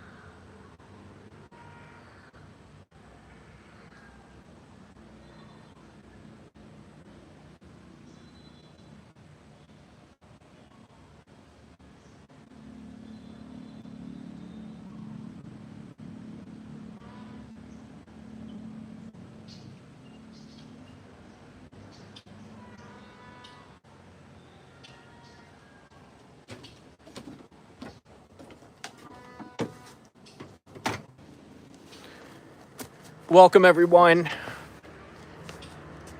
Okay, Brian, talk to you later. Thank you for showing up. Appreciate it so much. Merc Dan, thanks again. Keep up with the good work. It definitely helps. Thank you, brother. I appreciate your support and showing up to the live chats and supporting the channel. It's definitely a massive help. Welcome to anyone here. If you have any questions about tinnitus, you want to share your tinnitus story or any questions, just put the go ahead and put it down in the chat, and I'll get to it. We're here to help people with tinnitus. A lot of people viewing and listening to tinnitus, aware of the sound, are from America, and right now it's nighttime in America, so that's why we're going live right now. I'm just going to adjust the camera here for a second, but you could share where you're from. Have you habituated? What do you think of habituation? Do you think that it's real? If you don't think it's real, why not? Have you read somewhere online of someone saying it isn't? You can share that as well. Just gonna adjust this.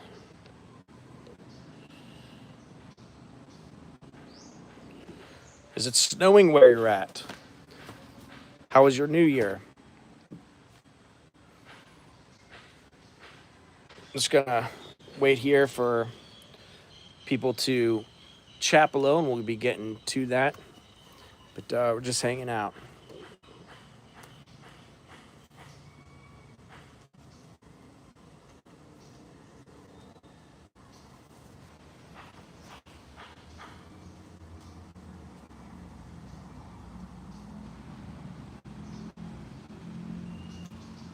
Hello.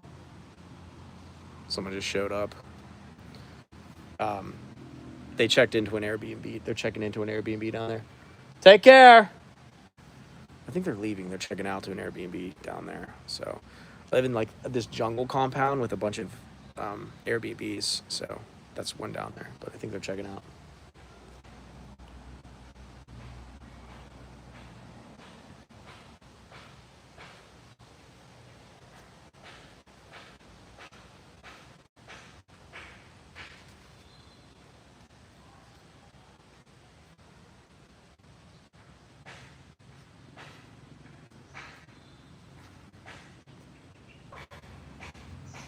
All right, we're back. Sorry. Yeah.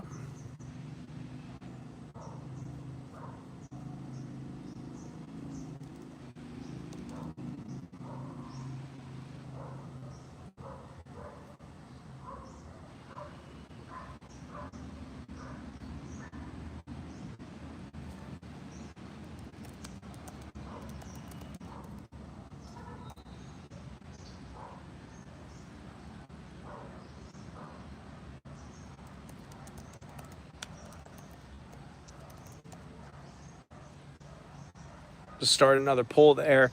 You go answer it. Are you habituated? Are you not habituated? Let me know. Why do many tinnitus coaches say that CBT habituation can only teach you to live with tinnitus instead of experiencing silence again? Because I'll tell you exactly why that is. Because the information about tinnitus is dated, meaning that new information comes out all of the time. What you have to understand is that people, when they mean silence, they think that like somehow they were always in silence before, but you were never in silence before. So a lot of CBT, cognitive behavioral therapy, and habituation coaches, they're trying to set realistic expectations for people. Because here's the thing, here's what you have to understand. If you tell someone you can return to silence, people are always going to be listening for, oh, am I in silence? Am I in silence? Am I in silence? Right? They're going to be listening to if they're in silence or not. And that prevents habituation. So they say, okay, you're going to have to live with it again, because that gets people back to living life again. And living life is what causes habituation in the first place. It's not sitting there monitoring if they're in silence. So inadvertently, if I sit here and if I were to tell people, you can return to silence again, people would then be monitoring for the tinnitus to see if they're still in the tinnitus or if they're in silence, which would prevent habituation. So people say that because it sets a realistic expectation for people. But I'm here to tell you that when you are habituated, you are objectively in silence, because you're never aware of the tinnitus. And if you're not aware of something, is it there? No, it's not there. And so if I'm not aware of it, I'm in silence. That's, I mean, that's how it works. So why is it so hard to stop thinking about it when I know it's meaningless? It it just always in my mind. That's completely normal. Why is it so hard? Because your brain has labeled as a threat.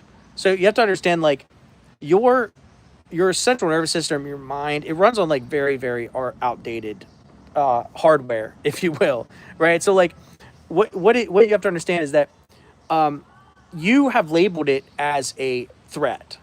And when your mind sees something as a threat, it takes time to recategorize it as a non threat. This doesn't happen instantly. So you can objectively know that it's not a threat and I'm safe, but it takes time for that, for your body and for your whole entire nervous system to, for that to become lived experience. That just takes time. It takes a long time to reprogram that out. That's just how the mind and body works. So yeah, you know it's meaningless. You know it's the paper tiger. You know it's a non-threat. Now, for that to become ingrained in your subconscious and in your nervous system, that's going to take time. Forebears, you had it. You had it a few years ago. Then it went away. Then it came back. So you need to habituate again. But it should be easier this time. Well, sorry that it happened again for you. And if you're habituated, you can habituate again. I can't say if it's going to be easier or not easier. For me, the rehabituation was its own process in and of itself. But you can absolutely get habituated again. And for myself, I realized that the next time around, the rehabituation for me was much better because I was aware of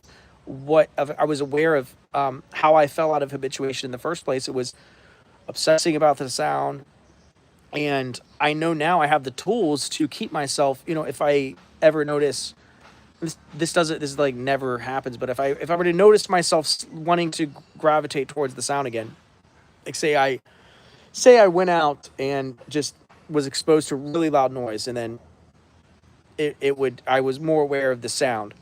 I have the tools to keep myself from freaking out about it and noticing it. So that's why rehabituating often is more powerful than the first time. So, have you used sound therapy masking sound just below tinnitus, TRT, or has meditation been only your tool? No, I did use sound masking, but I didn't have any in-ear sound noise generators. I played the masking sound on my phone, and I would meditate, but not with in-ear maskers. No, I didn't use in-ear maskers. I would just play it, the sound masking, and I would meditate on the tinnitus sound as the masking was being played on my phone. That's how I did it. Dan Merck, gotta get going. Hope to see you out here again soon. Happy New Year. Happy New Year, my brother. Thank you so much for being in this chat. Thank you for watching the videos. Have a great time. Wish you blessing and peace. You're gonna habituate. Don't worry about it. And I will see you soon. Absolutely. So thank you so much for your support. I appreciate that. Happy New Year to you too. 2026 is going to be a great year. We're declaring it. This is going to be the year that every single person in this chat habituates. You're all going to see, I believe it. I'm just speaking in faith. You're going to see significant improvement in your tinnitus. And you're going to be way less bothered and noticing it. So we're just going to say that. Thank you so much for being in here. Just name it and claim it. I will habituate. Things are gonna get better. My best days are in front of me. I might not feel or see how I can be happy again, but I don't need to feel to know, right? If you know something, you don't need to feel it because you know it. So just know that things are gonna get better. Know that you can improve. Know that if you're stuck in tinnitus, you're not always gonna be stuck like this. That millions of other people can do it, and so can you. That if I can do it, why can't you do it? That you're going to leave no stone unturned. You're going to embrace the unknown. It's okay. Habituation is your story, and recovery and peace is your story. So that's what I would be saying to myself every single day to help facilitate the habituation, to get myself in the right frame of mind. So we're just gonna be hanging out here, and feel free to put your comments below of or your story of habituation.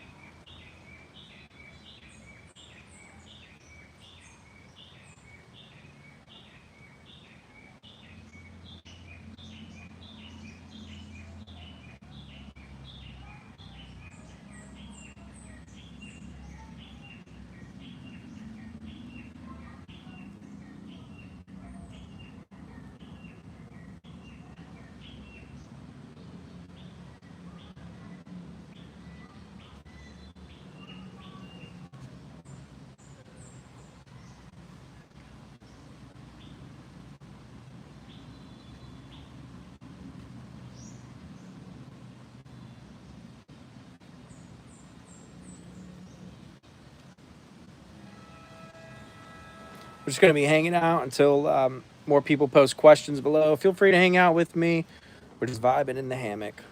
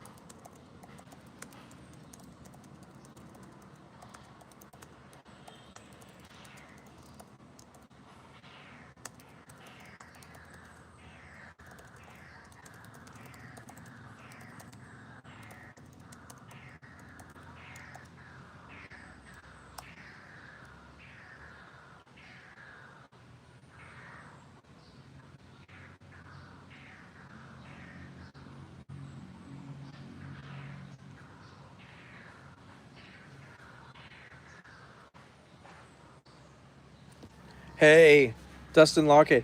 Wish me 2026. I wish you a great 2026 too, brother. Appreciate it. Thank you.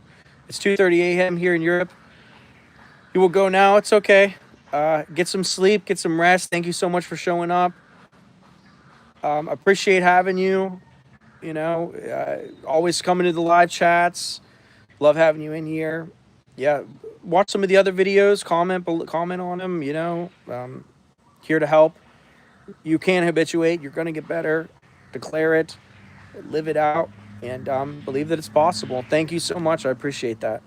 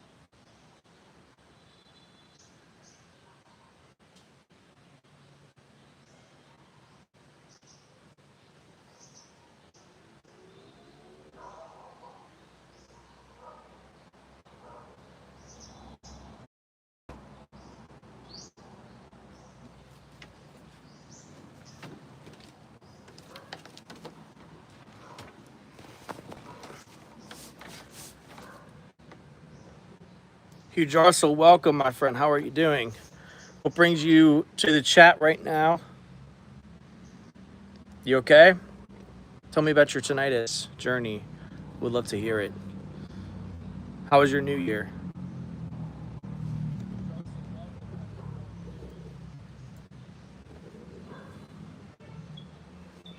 Welcome.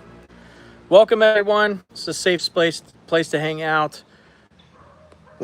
When people comment message, I'm here to answer your questions. You can just listen quietly. We got the nature sounds going on. Sometimes I need to run in and grab a drink of water, but I'm always here, and I'm always here to answer your questions. So you can listen. You can just put it on the background. The nature sounds are going to be here. I'll be answering your questions when you have them. It's a safe place. You can just hang out. You're free to hang out with us. Also, if you want to pick up the tinnitus.health app, you can pick that up as well. Free trial, 7 days. We have a private Discord in there. I can help you out in there as well too. So until when people comment or have questions, I'll answer that ASAP. But yeah, until then, enjoy the nature sounds.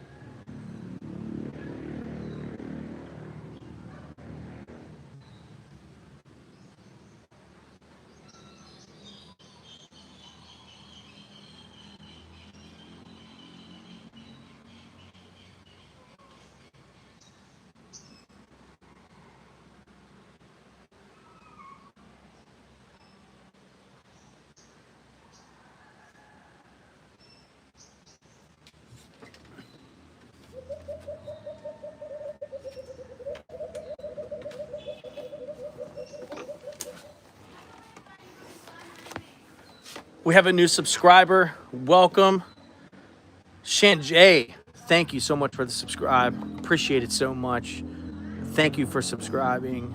What made you subscribe? Do you have tinnitus? You can go ahead and let me know. Do you have it? How long have you had it for? How did you find the channel? But sorry, just adjusting the camera here.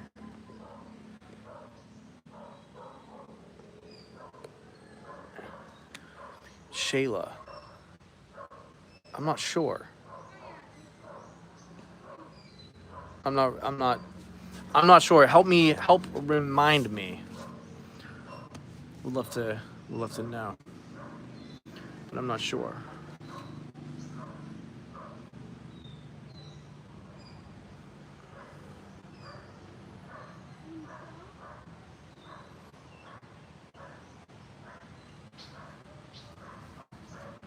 We're just gonna keep the live chat going.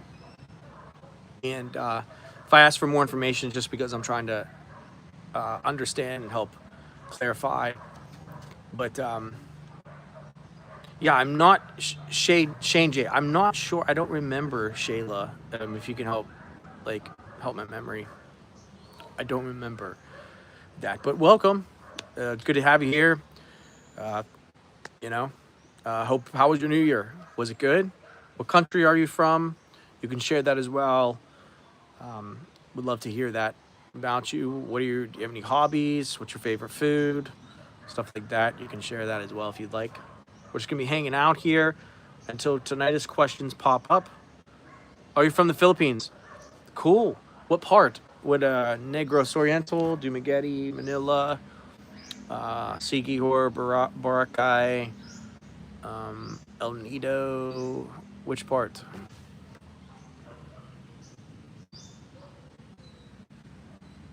Cebu. Very cool. Cebu City, or is it the whole like in the country? You're English. Are you like English proper? Are you from British English or American English? Two different kinds of English. Mister, welcome, brother. Good to have you. How was your new year? Is 2026 been good to you? Shane J, you're American. What state are you from? I'm from Tennessee originally. Well, originally I was born in Pennsylvania, but what state are you from? How are you? Do you work online? Do you have a pension? Are you retired? What how are you making it work here? It's just curious. And what made you pick Cebu? I mean, Cebu's a cool place, but were you in Cebu City?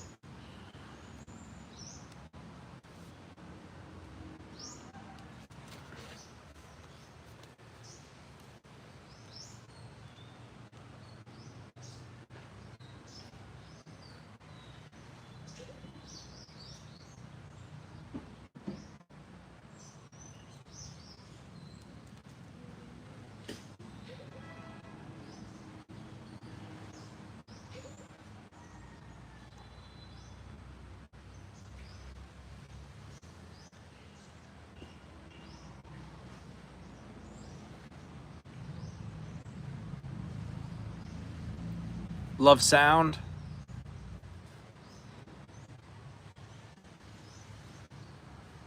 I don't know what you. I'm not sure what you mean by that. Maybe help clarify.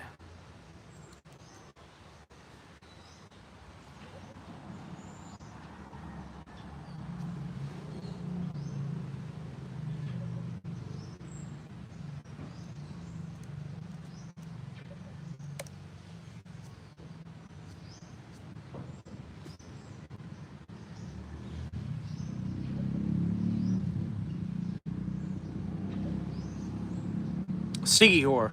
That's where I'm from. Well, that's where I live now. Originally, I'm from. Was born in Pennsylvania. Grew up in West Virginia. Lived in Rochester, New York for a time. Lived in Nashville, Tennessee. Lived in Orlando. Traveled around the states a little bit, and now I live in the Philippines. What do you love most about the Philippines?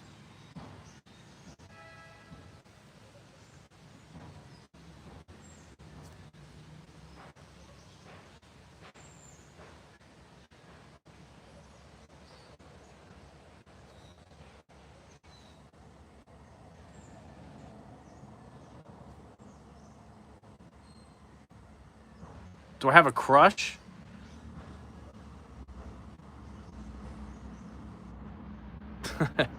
Why are you trying to hook me up? No, have a girlfriend. Um,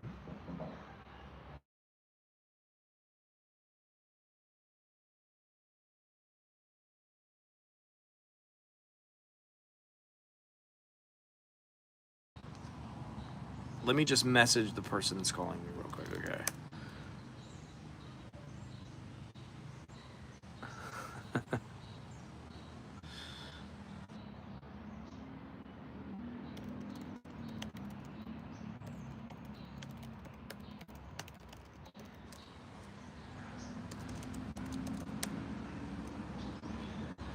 Do you have a crush? Are you dating someone here? How do you? Okay, so I'm just curious. I don't want to get the chat off for tonight. This is about tonight. This is for tinnitus.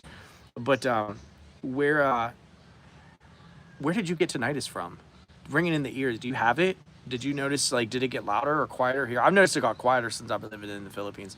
Maybe it's just a less hustle and bustle with American life or American culture, but I felt like it was really bad when I lived in the States. But here I can just go down to the ocean. I can sit out in nature and it's just very soothing for me. Have you noticed the same thing living in the Philippines that it's a easier way of life, it's a better way of life?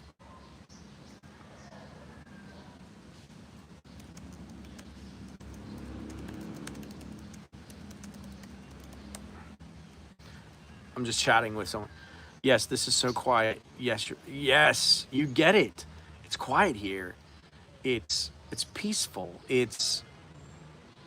Ironically, the quieter and like more peaceful nature is I'm in.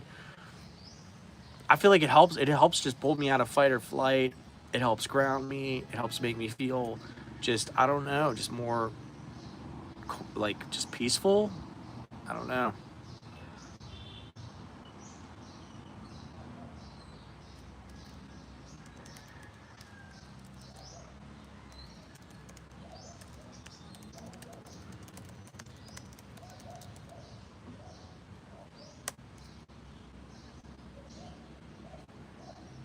You can fly? What do you mean by that? I'm curious.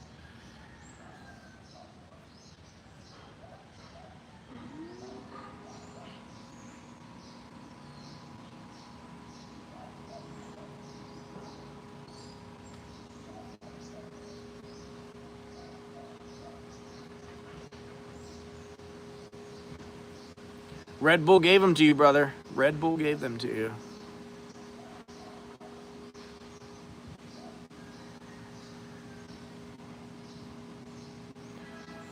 Your ears are ringing, bro. Sorry to hear that. You're in the right place. You're in the right place. What have you done, Mister? What have you done in the last year to like since you've gotten tinnitus? What do you do in the morning? Do you wake up and think about it? Are you focused on it? Do you listen to it? What has kind of been your habits daily with it? Give me a little bit more information on how you're handling the tinnitus, the ringing.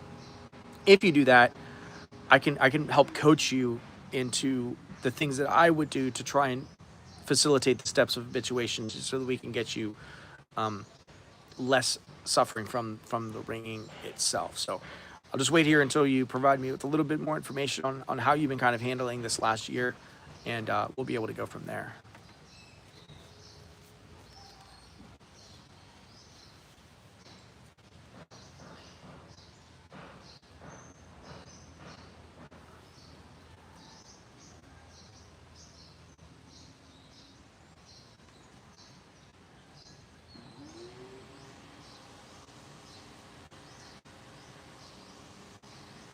I'll be right back. I'm going to wait for you to provide that information. I'll be right back.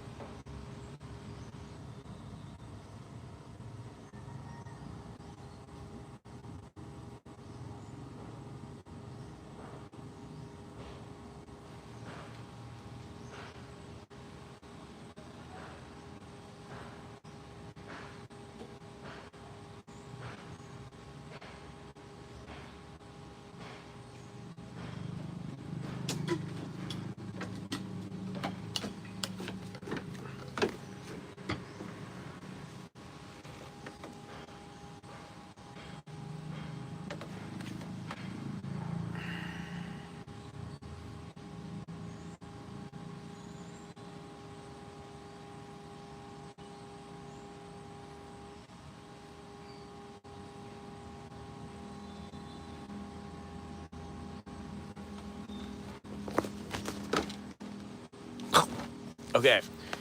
Keep the chat about tinnitus. People who are trolling will be put in timeout. They will be hidden from the channel because it's about tinnitus. That's what we're here talking about. People like to come in, and you're more than welcome to be here. But if you disrupt the chat and you make it harder for people who need to hear tinnitus, you will be placed in timeout. It's nothing personal. It's just we're trying to help people here. You try CBT, mindfulness meditation, avoiding stress, listen quiet.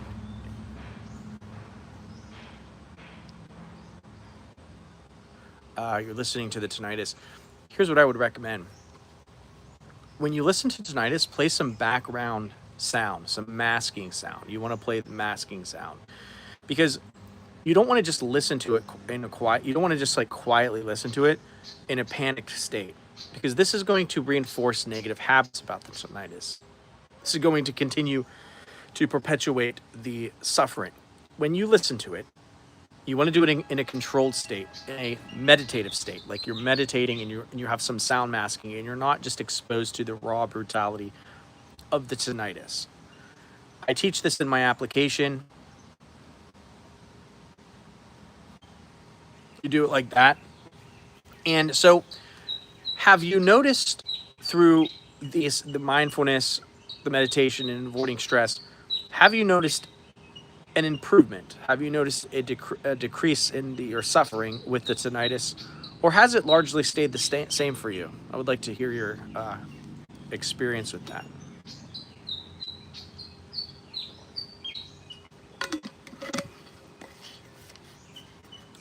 Wild man.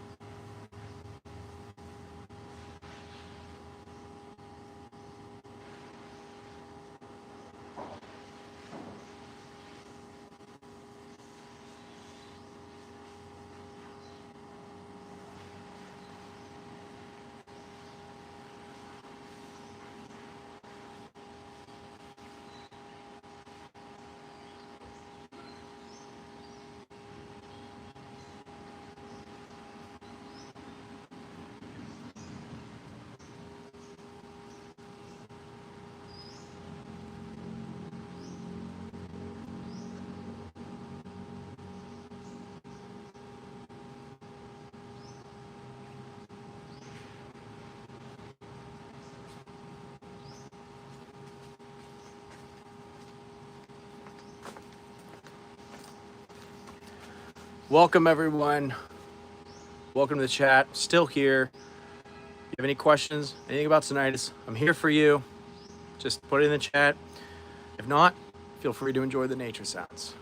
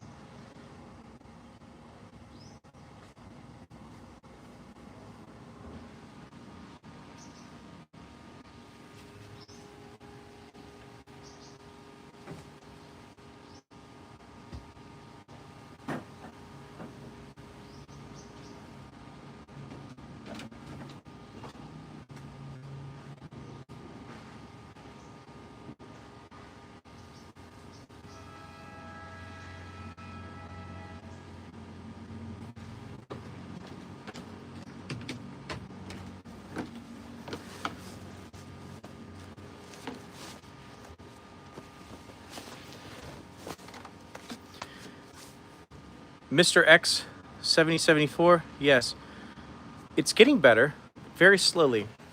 I know it takes time. For the first 3 months, it was detrimental. At the moment, I think I am in stage 3 of habituation. Yeah, you're getting better. You're improving. And, you know, the stage 3 to stage 4 can be the trickiest because it can take the longest. It can take the longest. You see significant improvement, like 50% of the improvement up front can happen within 6 months. Going from stage 3 to stage 4 is more time, and it takes more time. But just understand you're on your way. You've already done the hard part. You've held on through the hardest part of it. And that, stage 4 is coming, and it's going to be your reality, and very soon. So you're getting better, and it's a gradual process. And if you need more help and support, you can check out tinnitus.health. Check out the application that I built, and if that's something that might interest you, that is available to you as well. But yeah, just know that you're getting better, and you've survived the worst of it, and the best is yet to come. The best is yet to come for everyone. For everyone watching, the best is yet to come, and that's what you need to be telling yourself every single day. So just know that.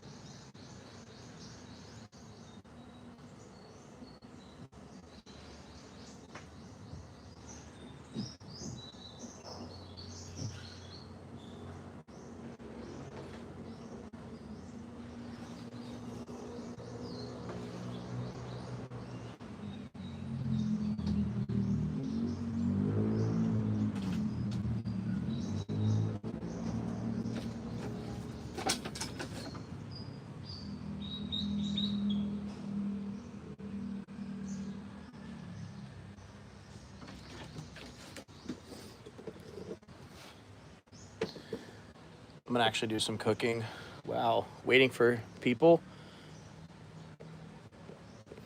Mr. I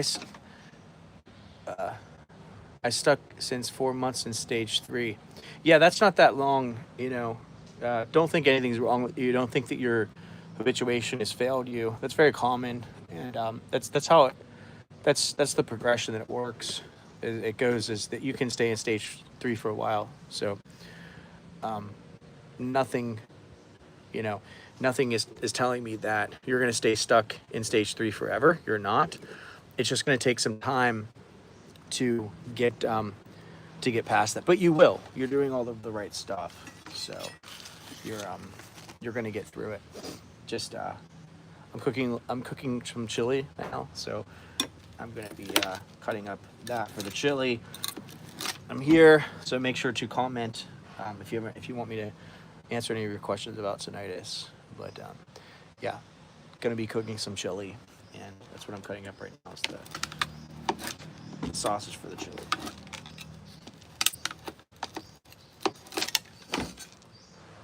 It's very cold.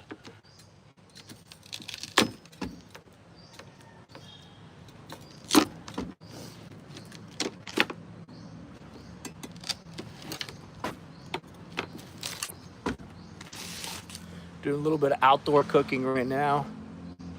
You're eating some eggs? Nice. Did you scramble or sunny side up? I got some andouille sausage that I'm working with. Gonna do a little outdoor cooking. You're gonna be able to see me cook in the hut. So this is gonna be actually kind of fun actually. But I want to cook, but I want to be able to be here for people if they need it. So I'm just gonna keep the chat going, keep the live stream going, and just get my cooking done. Y'all can kind of see that. It's gonna be fun.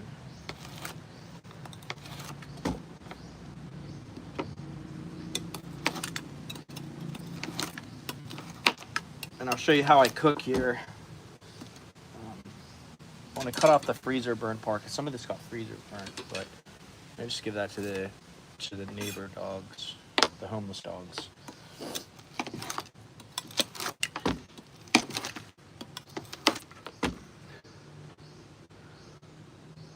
It's not it's not cooked yet, brother, but I'm making chili. So, but yeah, I appreciate it. I still have to cook it first, so cooking by myself. But a little pre-meal blessing, I appreciate that.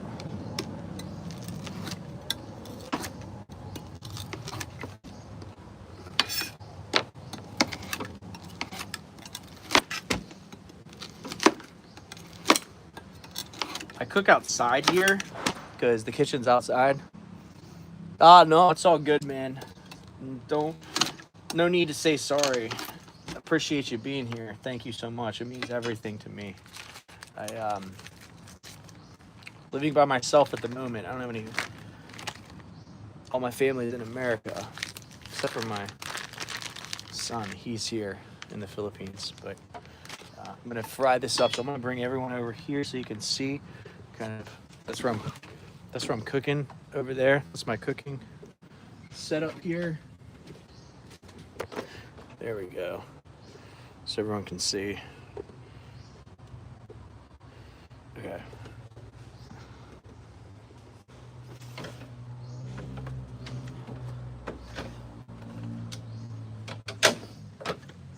I'm just gonna plug in the cooker. Have this little adapter here.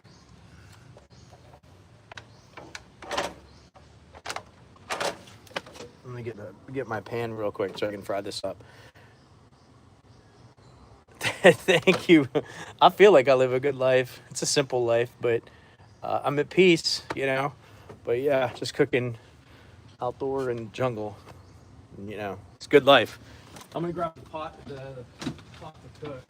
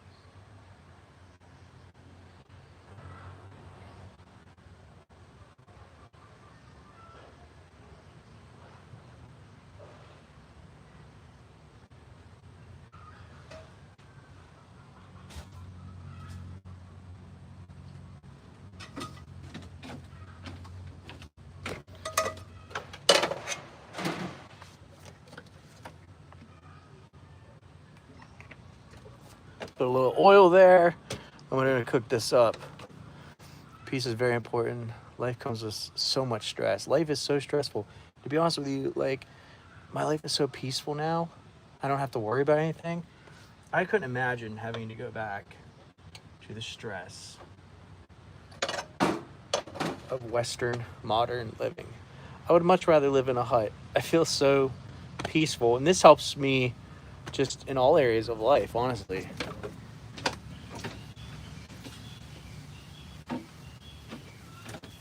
So we're gonna fry this andouille sausage up. It's gonna be for our chili. Just gonna put that in there, fry that up. I'm gonna let that cook. And I'm going to make sure that's spread out evenly so y'all can see it. And put a lid on it.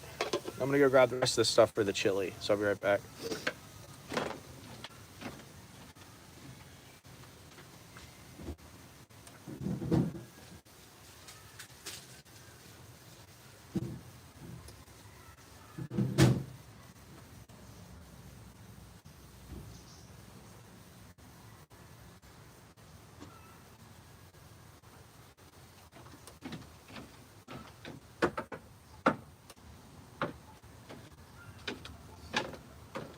I just gotta put the onion. I have an onion and some garlic I'm gonna put in there. So I'm gonna turn the heat down for a second while I chop up the onion.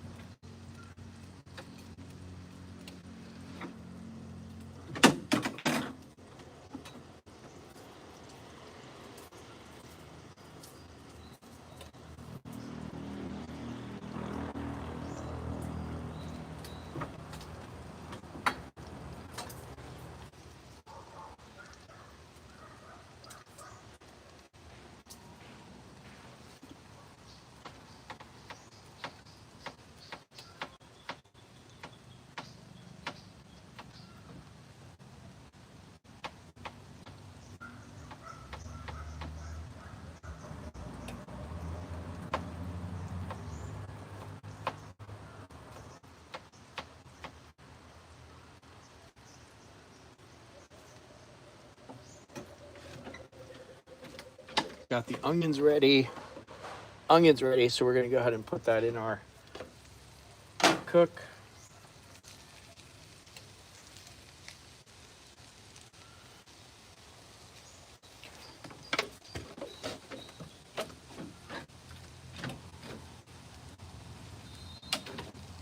And whole tomatoes, red kidney beans. We got some butter beans for our chili. So we're just gonna go ahead and Get that cooking.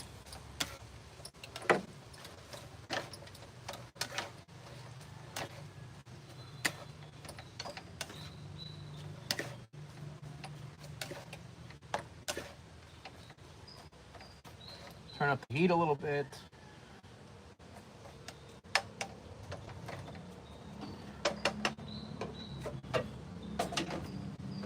I'll be right back. I'm gonna go get the rest of the recipe for this stuff. Ah, thank you, my friend. You're a fan of my cooking. I appreciate it.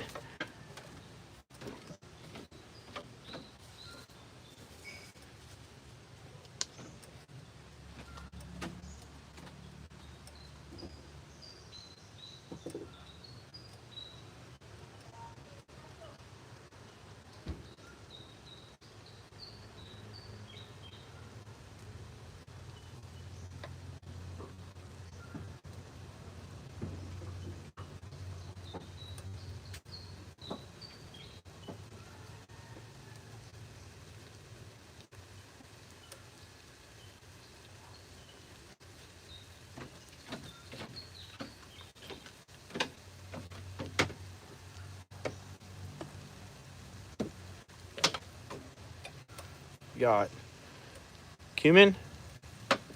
Working with what I have. I don't have tomato paste. I should have tomato paste. I don't have tomato paste. Got some paprika. And I don't have chili seasoning, so I'm going to try and make this work without it. Cayenne pepper. Give it some spice. Worcestershire sauce. Good old American classic. And, of course, salt and pepper. I'm going to go look for tomato paste. I need to try and find tomato paste. Maybe I have it inside the house.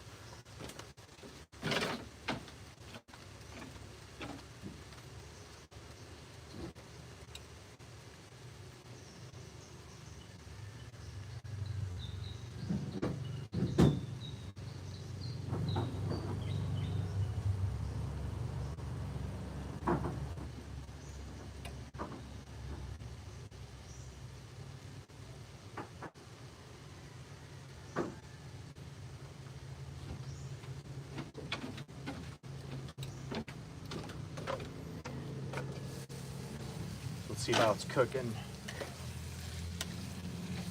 It smells good.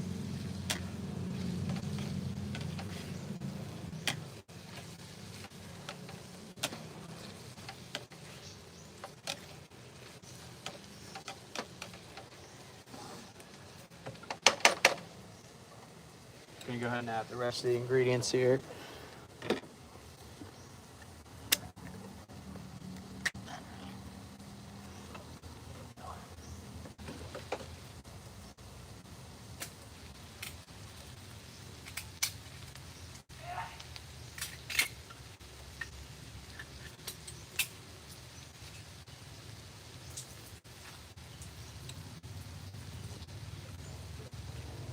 Can of red kidney, that good fiber.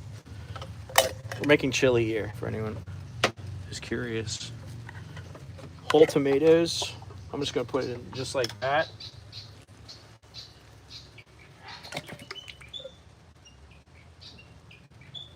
Heck yeah. I'm gonna grab a can opener so we can open this.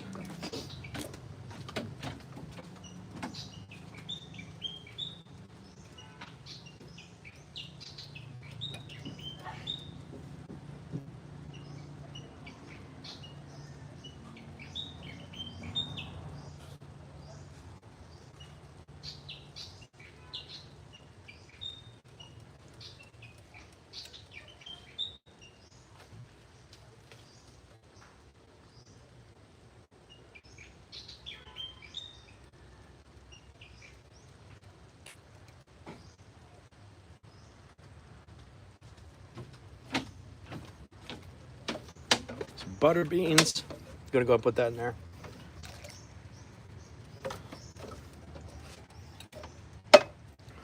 Mix this around.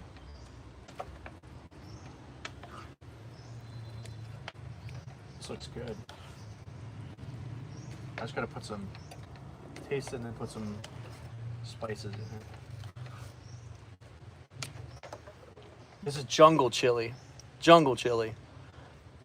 You like spicy foods? I do too. I'm gonna have to get it spicy.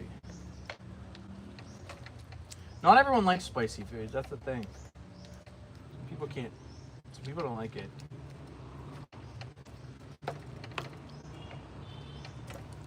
We can let that simmer, but I'm gonna taste it real quick and see what we need.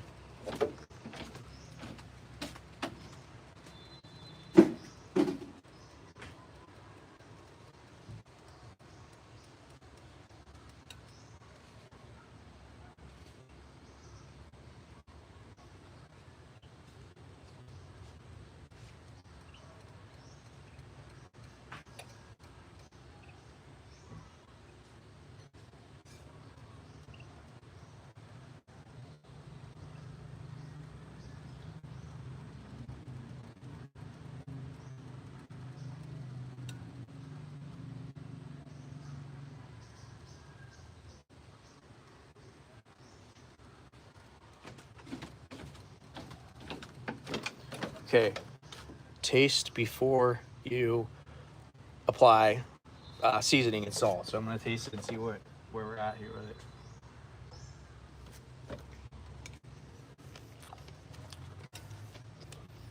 It's good. It just needs more flavor and put some Worcestershire in.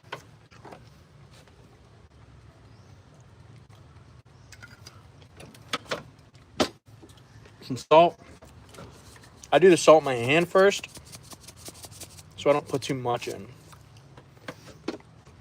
I do this.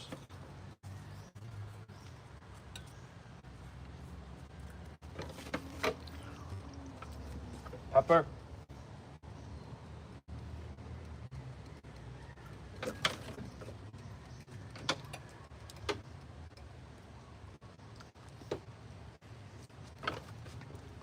I'll put some cumin in.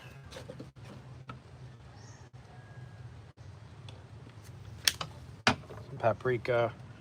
Oh, I gotta get the cayenne in here too. Not too much of the cayenne though. That stuff's really strong.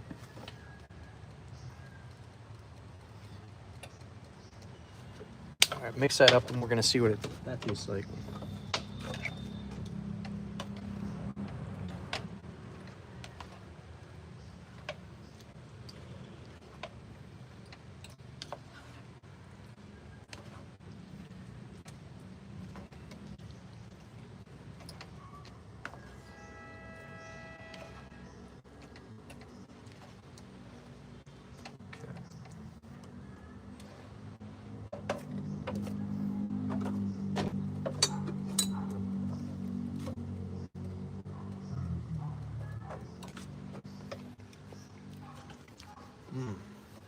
That's actually really good.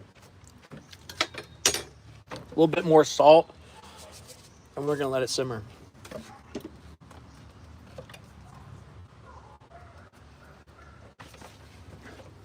Actually, I'm missing one thing. I'm gonna go grab it real quick. I'm gonna go grab it.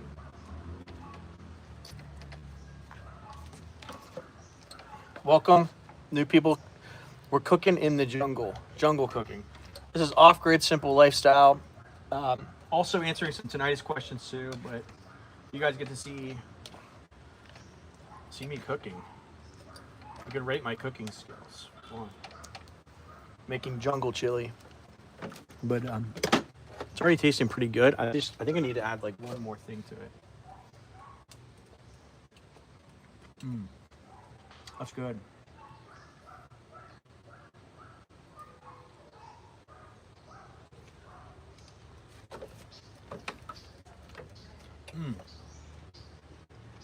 We let this simmer for a little bit. Look at that. We let this simmer. This is going to be kicking.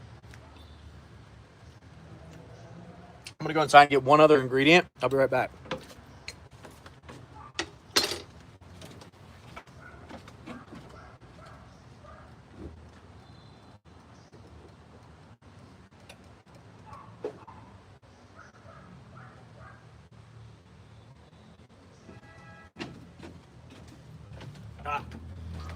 I actually found tomato paste. That's what I was looking for. Tomato paste. Ding, ding, ding. Found it. Okay, so I'm going to put that in.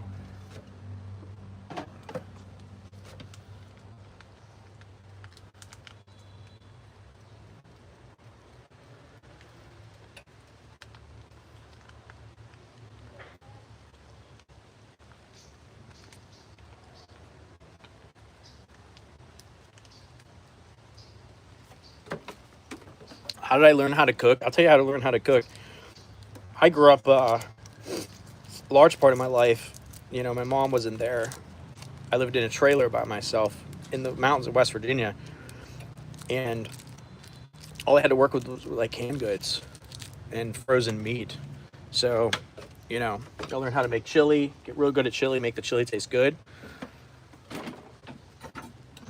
going to be putting in a little bit of chicken bouillon.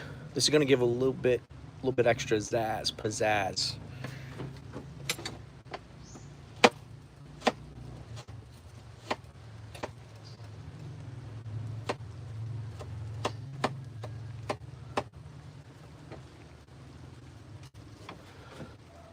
Welcome to Cooking in the Hut. Gonna put some chicken bouillon in there. Sprinkle that around just a little bit. Give it a nice little extra. You gotta keep in mind, if you're gonna eat this with rice, like brown rice, the brown rice wouldn't have much flavor, so you would want the flavor of the chili to carry the dish. You might eat this. Brown rice would make it go further, but if you eat it with just the beans, it's gonna be a lot less carb intensive. So if you're trying to stay low carb, you just want to eat it as is. But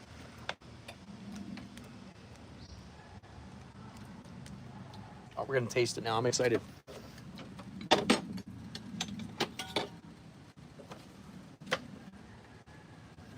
Here we go. This is the jungle chili. We got butter, beans, tomatoes. Look at that. I'm gonna try this.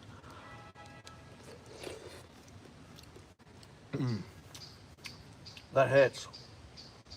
That's real good. We're just gonna let it simmer. Look at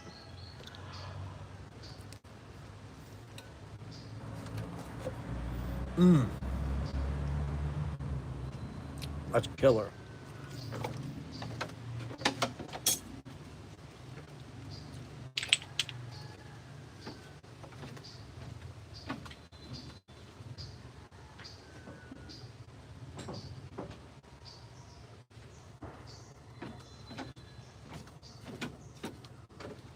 I'm really glad I just put a little bit of the bouillon. I didn't put all of it.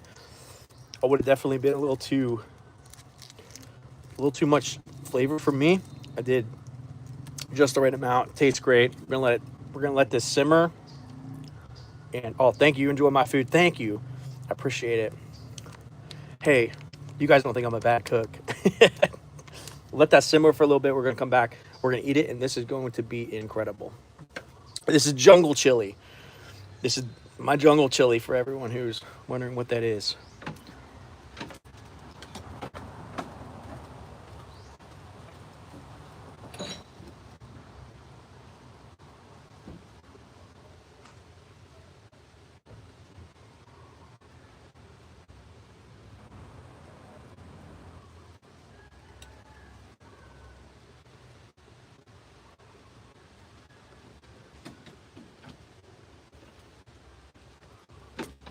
Just gotta lower the heat a little bit. Let it simmer.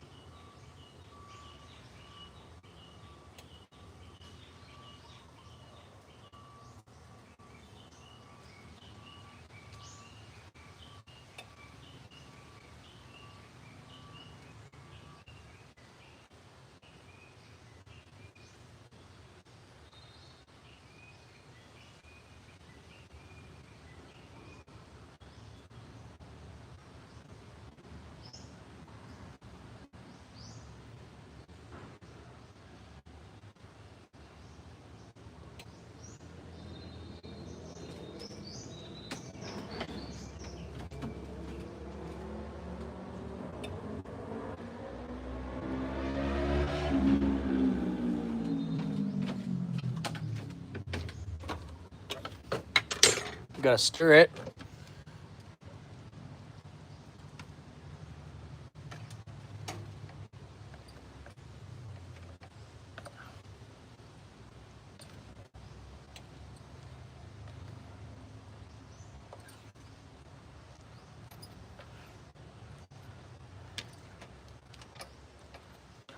It's smelling so good.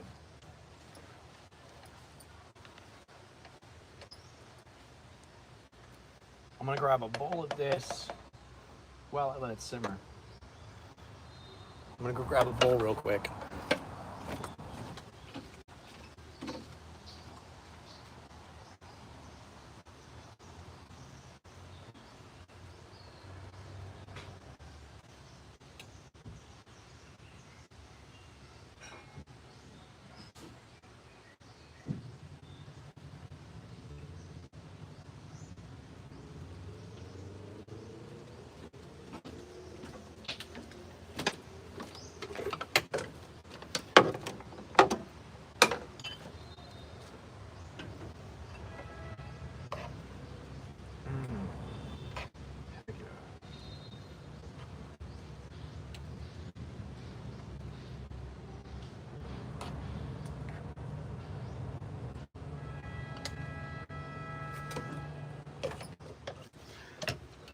Let the rest of that simmer.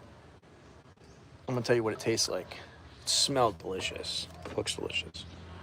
Oh, look at that. Mister, you're leaving? Okay, good night, brother. Thanks for being in here. I appreciate it so much. Jump in anytime. You were here for the whole chili cook, so that's huge. That means a lot. So we're gonna taste this chili. Just gonna. Okay, here we go. The fruit of our labor. It's gonna be a little hot, so we're gonna let it sit. I hate burning my mouth. I hate burning my mouth. So I'm gonna let that sit as I proceed to eat it. Well, this was a smaller bite, and I did blow on a little bit. So good night, brother.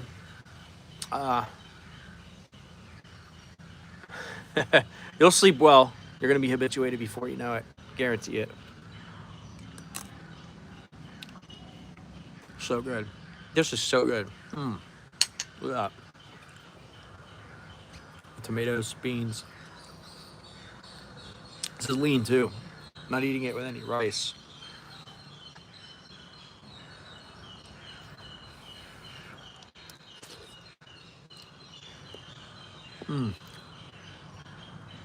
Made fresh from the jungle, right from our hut.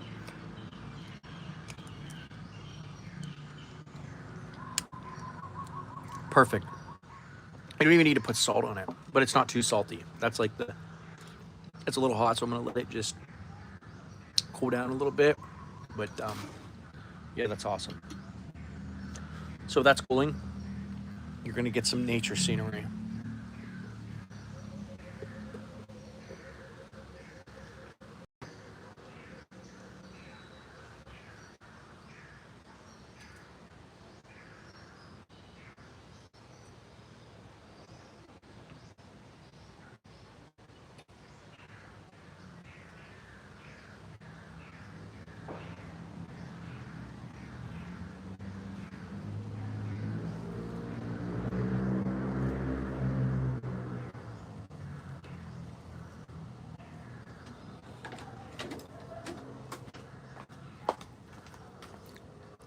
Just got a comment, Kevin Kraft. Thank you, my friend. Thank you for being a longtime supporter of this channel. Appreciate it so much. I'm so glad you made the improvement that you've made. You've come such a long way, and yeah, staying positive is key. It's key to positive mental health, and it really is the night and day difference from someone who stays with trapped in tinnitus and someone who recovers. This means so much to me that you've made such a positive improvement, and that's the entire point of this channel is to let everyone know that the recovery you have had, everyone else can have it too. Everyone else can have it as well. We're out here living life from a jungle, cooking chili, because that's all part of life. That's part of recovery. The cure is life. That's the cure. And you've lived it. I've lived it. So many people are living it. And so thank you so much for being a part of this channel. I appreciate it so much.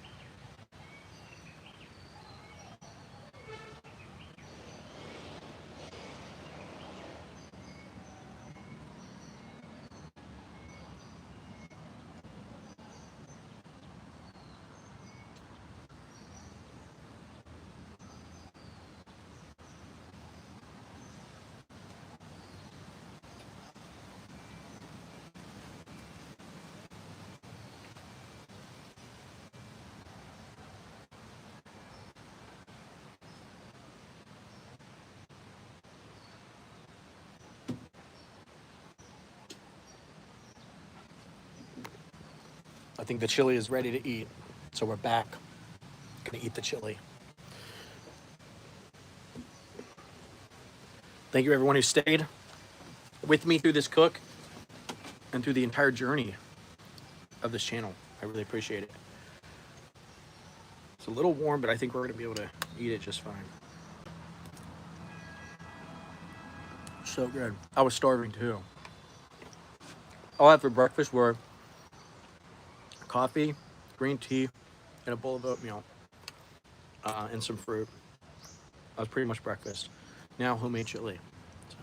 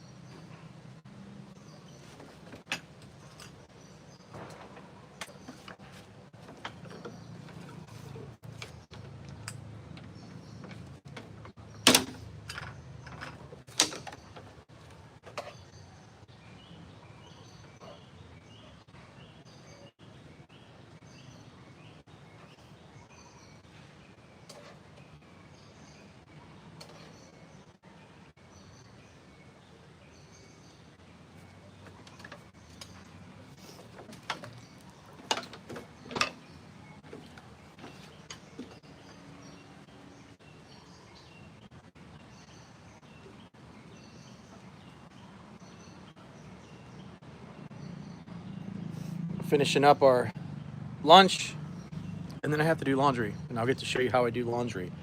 It's gonna be exciting. I have to bring the clothes in there drying outside on a clothes racker, on a clothesline. Clothes racker? I don't know if that's the right name. Clothesline. I'll show you where they're at, but gotta bring them in, and then I have to get my clothes done. So you're gonna be able to see that. Very interesting. It's life is completely different out here when you live in a hut than in Western civilization. But I love it. It's so peaceful, and it's very much more rewarding. I think it's a more rewarding lifestyle. Just letting our jungle chili cool. We made that fresh on the live stream jungle chili. It's my own recipe.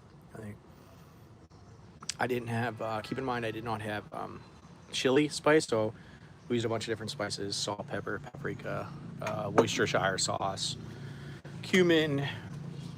We kind of made our own chili recipe.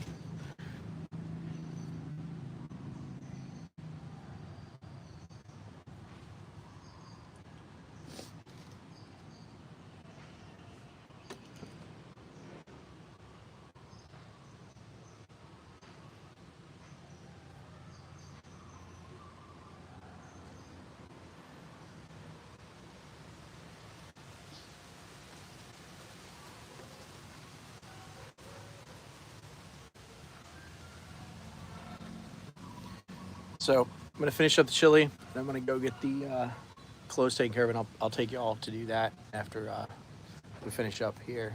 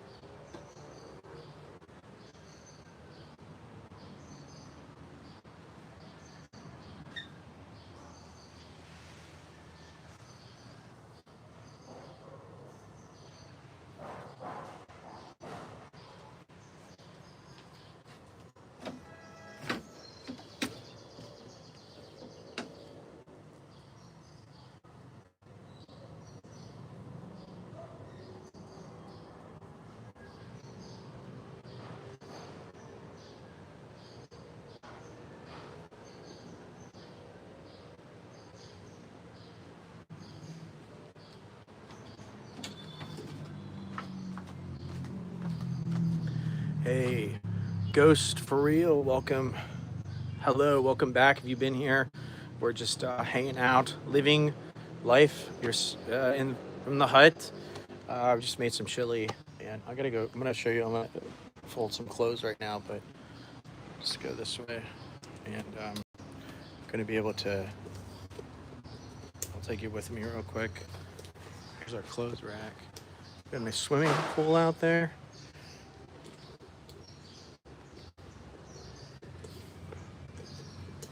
So, just made some jungle chili.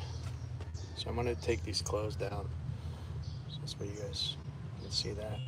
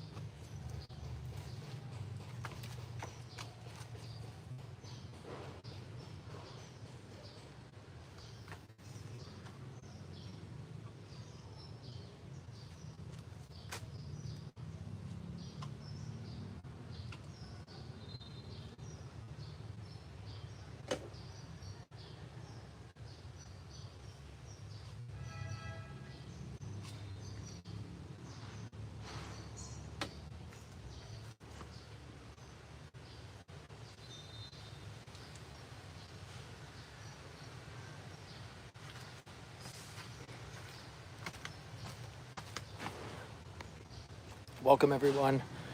This is life, the simple life from a hut in the jungle. So we're taking our clothes inside right now. I'm back after a half hour. Welcome back, my friend. Bro, it's 6:13 a.m. for me. It's the morning. Are you gonna get some coffee going? It's 11:14 a.m. here. I'm trying to think of the time zone you would be in. 6, 10, 9, 8, 7, 6. So you must be in, what country you must be in? I can't figure it out. Maybe just drop it below. But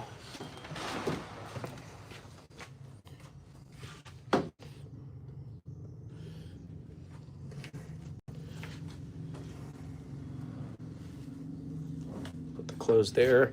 And then I have to take the rest of the clothes to the laundromat, but I'm not going to do that right now.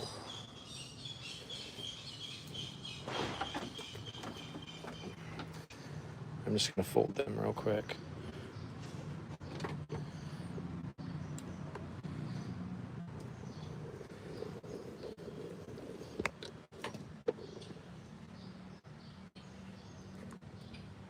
So I'm just going to put these clothes. I have to take, I don't have a washer and dryer here, so I can wash them by hand. I can either wash them by hand if I want to, I'm not very good at. Or I can just take them down and pay. You pay like 200 pesos to have them washed, so pretty affordable. But put them in these bags. All the clothes that are dirty.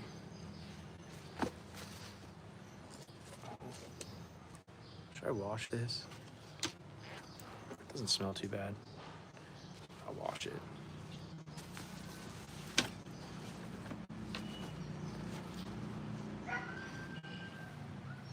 This is clean.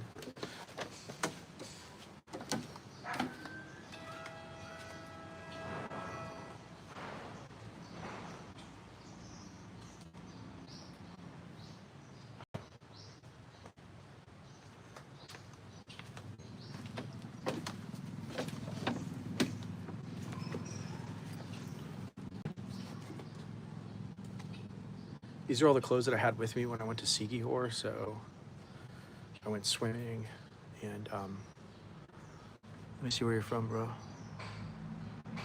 What does it say? Hold on, let me see. I'm gonna look here. What is it? I don't know what flag that is. Just let me know. Sorry. I don't know what flag that is.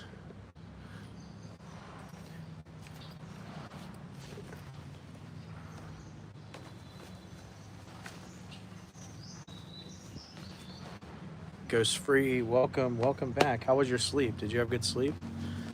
Were you able to sleep? Did anything keep you up? Oh, Saudi Arabia. Cool. Awesome. That's dope. Yeah. How is it there? Hey, did you guys get that line? It was like a line that was like y'all were supposed to be building like some like high tech line. Did that ever get built?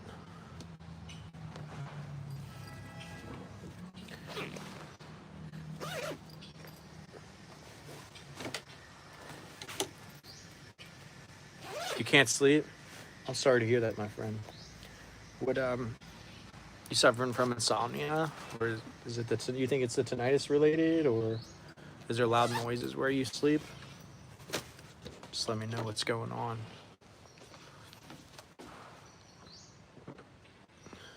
Gonna take get the clothes here. These are gonna go to the laundromat. Um, Laundromat's like it's like 200 pesos here. Oh, you're waiting on your brother to wake up. Are you from the Philippines originally, or are you from Saudi Arabia? And did your brother move to the Philippines? Just let me know. What part of the Philippines do you live in? Take this inside.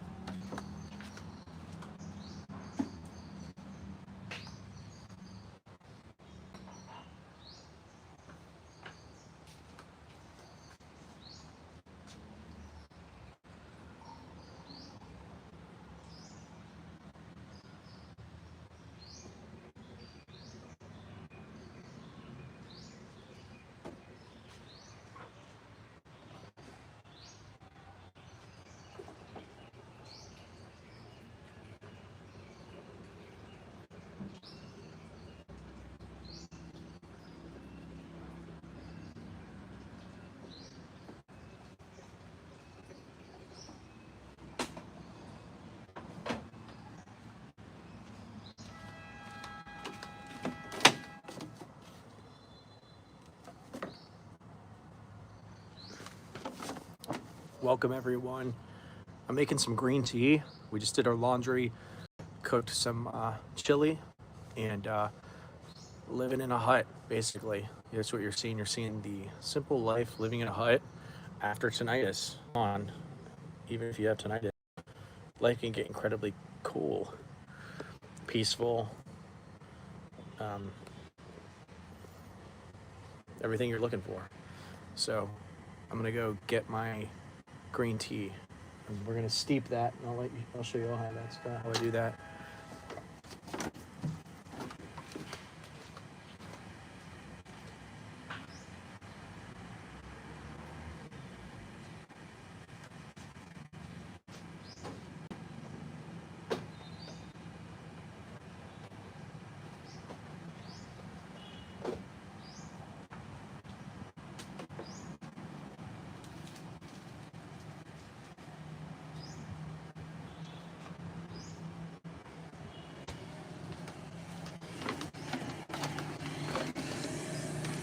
So I'm back.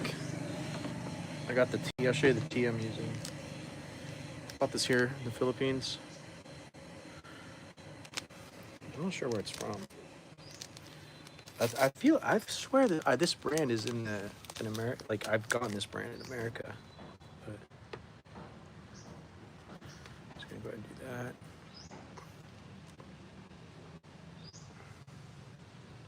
Oh, you just met him online, talking games. Oh, that's cool. He's from the Philippines. You're from Saudi Arabia. That's awesome. What do you do in Saudi? What's your work? Do you work? What online game did you guys meet?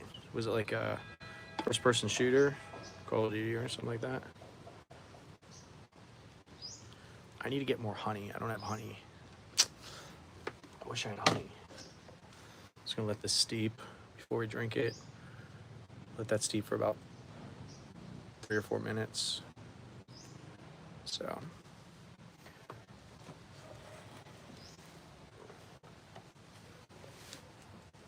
I like playing Cast Chat. Never heard of that. What is Cast Chat? Go and fill me in. Is it like a Gen Z type thing? 'Cause I'm a millennial, so I'm a little older than Gen Z. Is that like a younger cast chat? Cast chat 1. Huh. Is that like Factorial? I played Factorio. I'm into like zombie base building like zombie survivor games. So I played a lot of those. Those have been like really fun, but I'm not really playing video games right now because I had like I just got too much time like with work. I don't have enough time. So don't try. Why don't? Is it addicting? Is it like super like you'll be addicted from it? Tell me about it. I'm curious, but I'll let the tea steep. I'm gonna take this back inside real quick. I'll be right back.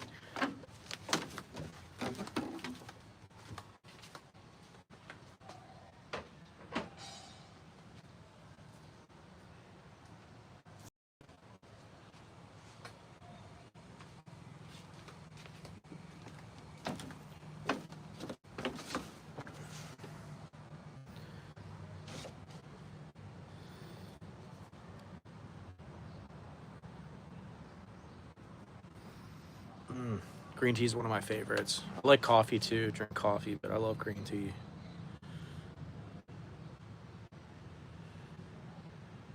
With honey. I don't have honey though. Welcome new people in the chat. Did you just wake up where you guys are at? People are mean in the game? Oh, that sucks. It's always like terrible when people are mean in games.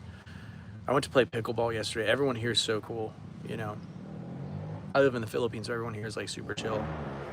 But I wasn't good at pickleball because I'd never tried it, but everyone was super nice. But I hate when people are mean, so I feel like that's how it is with online gaming. Like so many people are just like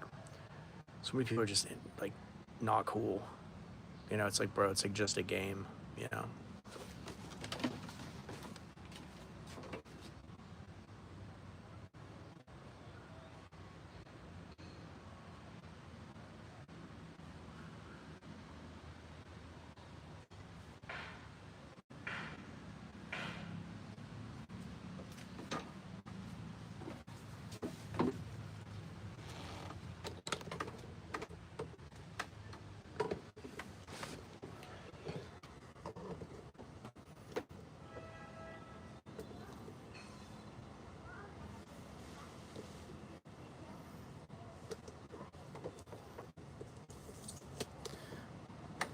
What kind of game is it? Is it like a zombie game or one of those like base building games?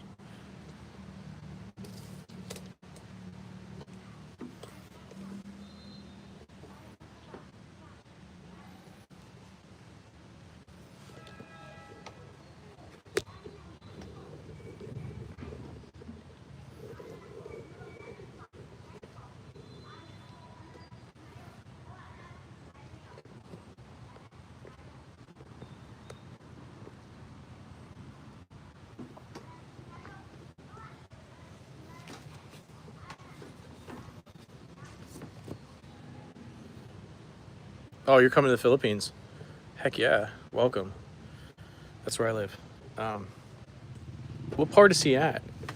Does he live in Manila, Cebu? You're gonna have to probably go to Manila first because that's where all like the international traffic goes through. That the international goes through that. Have you ever?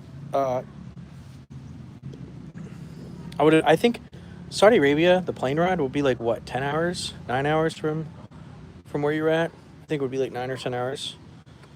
I wanted to go to Dubai for my birthday, but it's gonna be like a 10-hour plane ride, which isn't like too far, but it's pretty chill. Now we relax, did our chores, made some dinner, lunch actually, because it's not dinner time, but actually I have cleaners coming in the afternoon today, and they're gonna clean the house, so I'm not good at cleaning. Just get people to do it.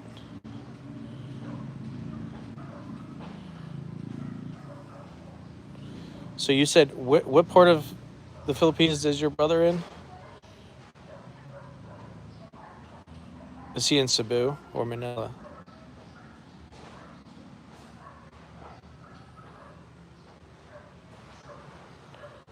Here, I gotta grab my tea real quick. Just hang out.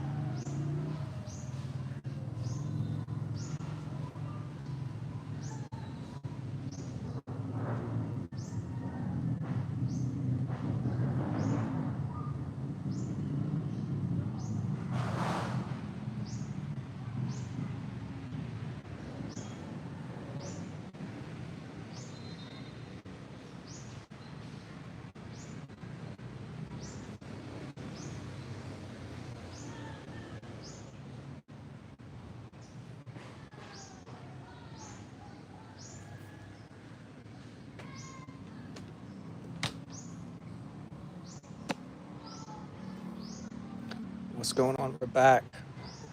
We're back, my friend. Had to go take care of a few things. Got the kitchen back there. Just hanging out. Simple life. Simple hut life.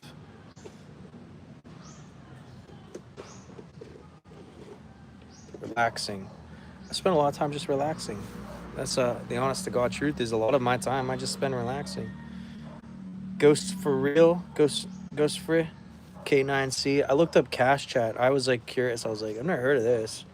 It's supposed to be like a new thing or whatever. But yeah, never heard about it. Welcome everyone else who's here. Welcome everyone into the chat. Just to clarify, this is about tinnitus ringing in the ears. So if you have tinnitus ringing in the ears, you want to talk about it, feel free to just drop a message.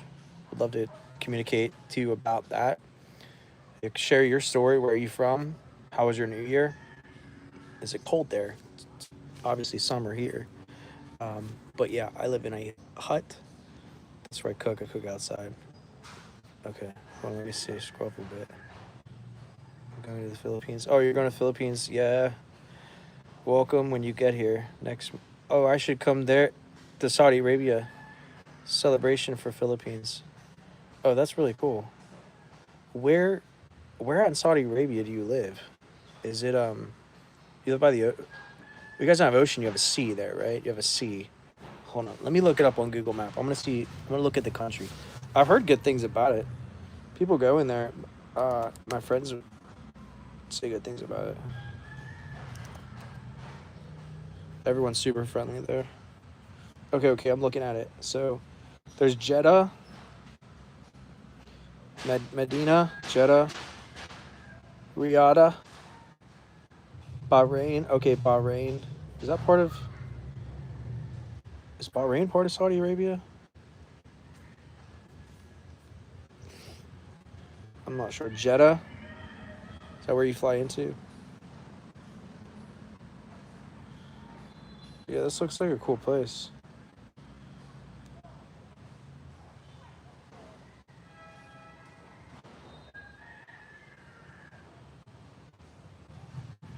I found this like... Oh, Riyadh. Okay. Let me look at it. I'm going to look it up on Google Maps because I'm like super curious now.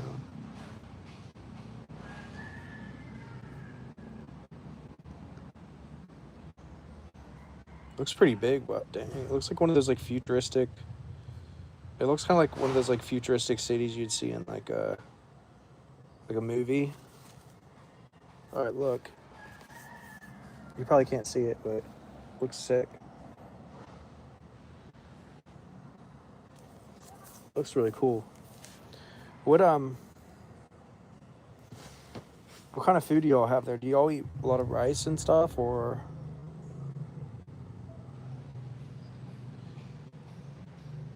Riyadh? I need to check this place out. I'm looking for more places to go visit. One of my really good friends is from Iran, and he says you can get an apartment for like $100 a month, $100 a month there. I just found another picture of Riyadh. It's pretty dope. What part of Riyadh do you live in? Like, do you live in the city or do you live out in the country? I'm assuming y'all have a countryside there.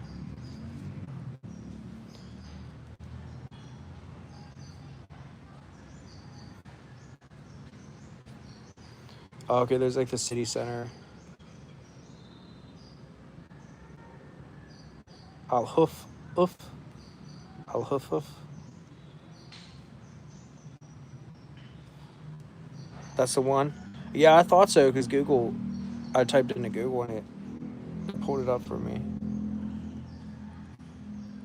I like the desert. Desert's peaceful.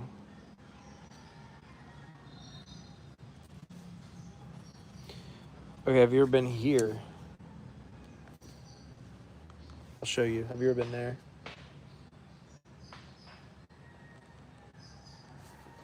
That looks like something that would be from like Star Wars or something. Where they, I think they filmed Star Wars in Jordan, but I could be wrong. People there are nice. Yeah, that's what I hear. People here, people in Saudi Arabia are super nice. Um, but yeah, they were supposed to build the line. I'll show you a picture of it. I don't know if they ever built it or it's supposed to be like 100 miles long or something.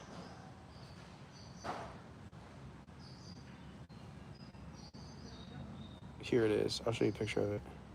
This is the line.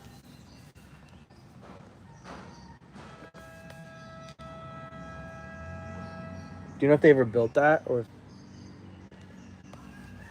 it was supposed to be for like rich people to go stay so they could drive their yachts to the ocean or something? I think they started building it. It's supposed to cost $1 trillion. What?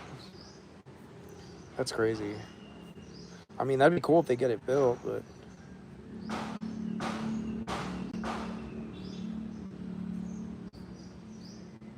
y'all call football. Y'all call football. We call it soccer. In America, we call it soccer, but everywhere else in the world, they call it football. But football in our country is something different in America.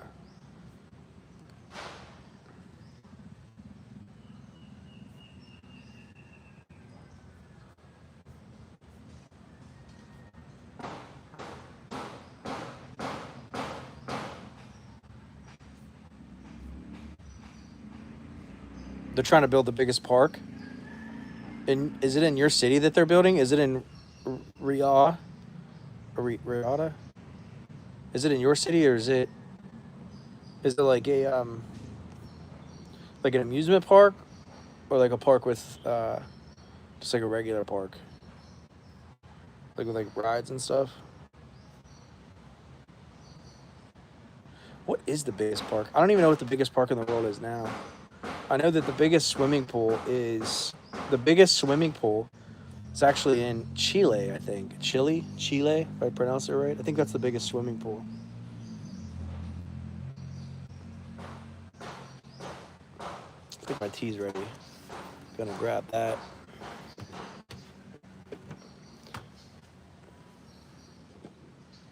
Welcome everyone.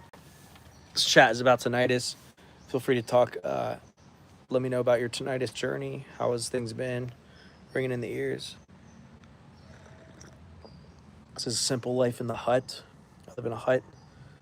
Been cooking outside, doing our own clothes, chilling with some green tea in the afternoon. Well, not quite the afternoon. It's not even noon yet, but it feels a little bit later because I got up early. Feel free to introduce yourself. How was your New Year? How'd you find this channel? How long have you had tinnitus for? Are you habituated? You can post that below. I'll read that and we can have a conversation about it if you want.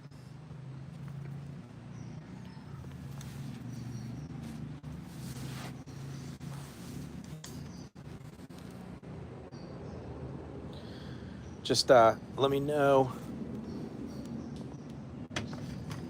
Hold on one second.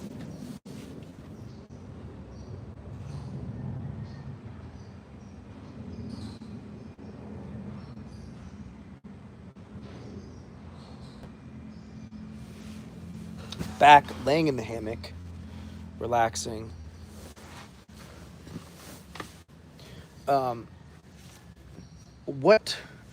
Where's the biggest park gonna go?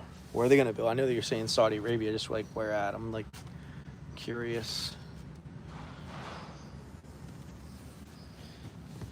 Welcome everyone. Welcome to the live stream. You can post your tinnitus questions in the chat if you want. I'll help you out. Or if you just want to hang out, that's cool too. We're just hanging out.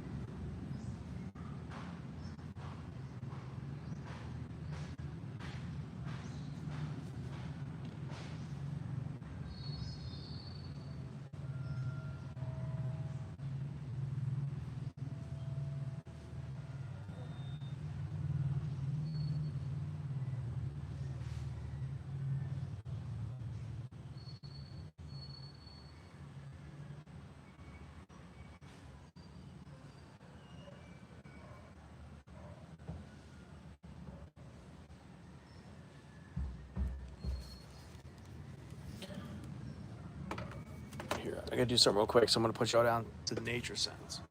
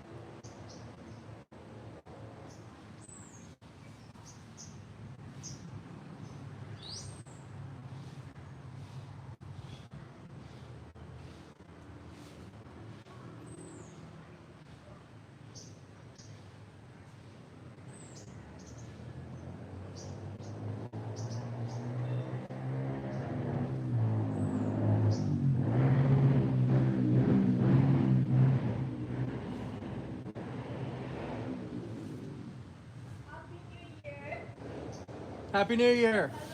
Vacation. Oh, it's good. Where did you go? Sigihor. Huh? I went to Sigihor. A lot of people? Uh, yeah, there were a lot. Not so. Well, there were, yeah. They were all partying. Yeah. Okay, Okay, enjoy bye-bye. your 2026. Yeah, 2026. Bye.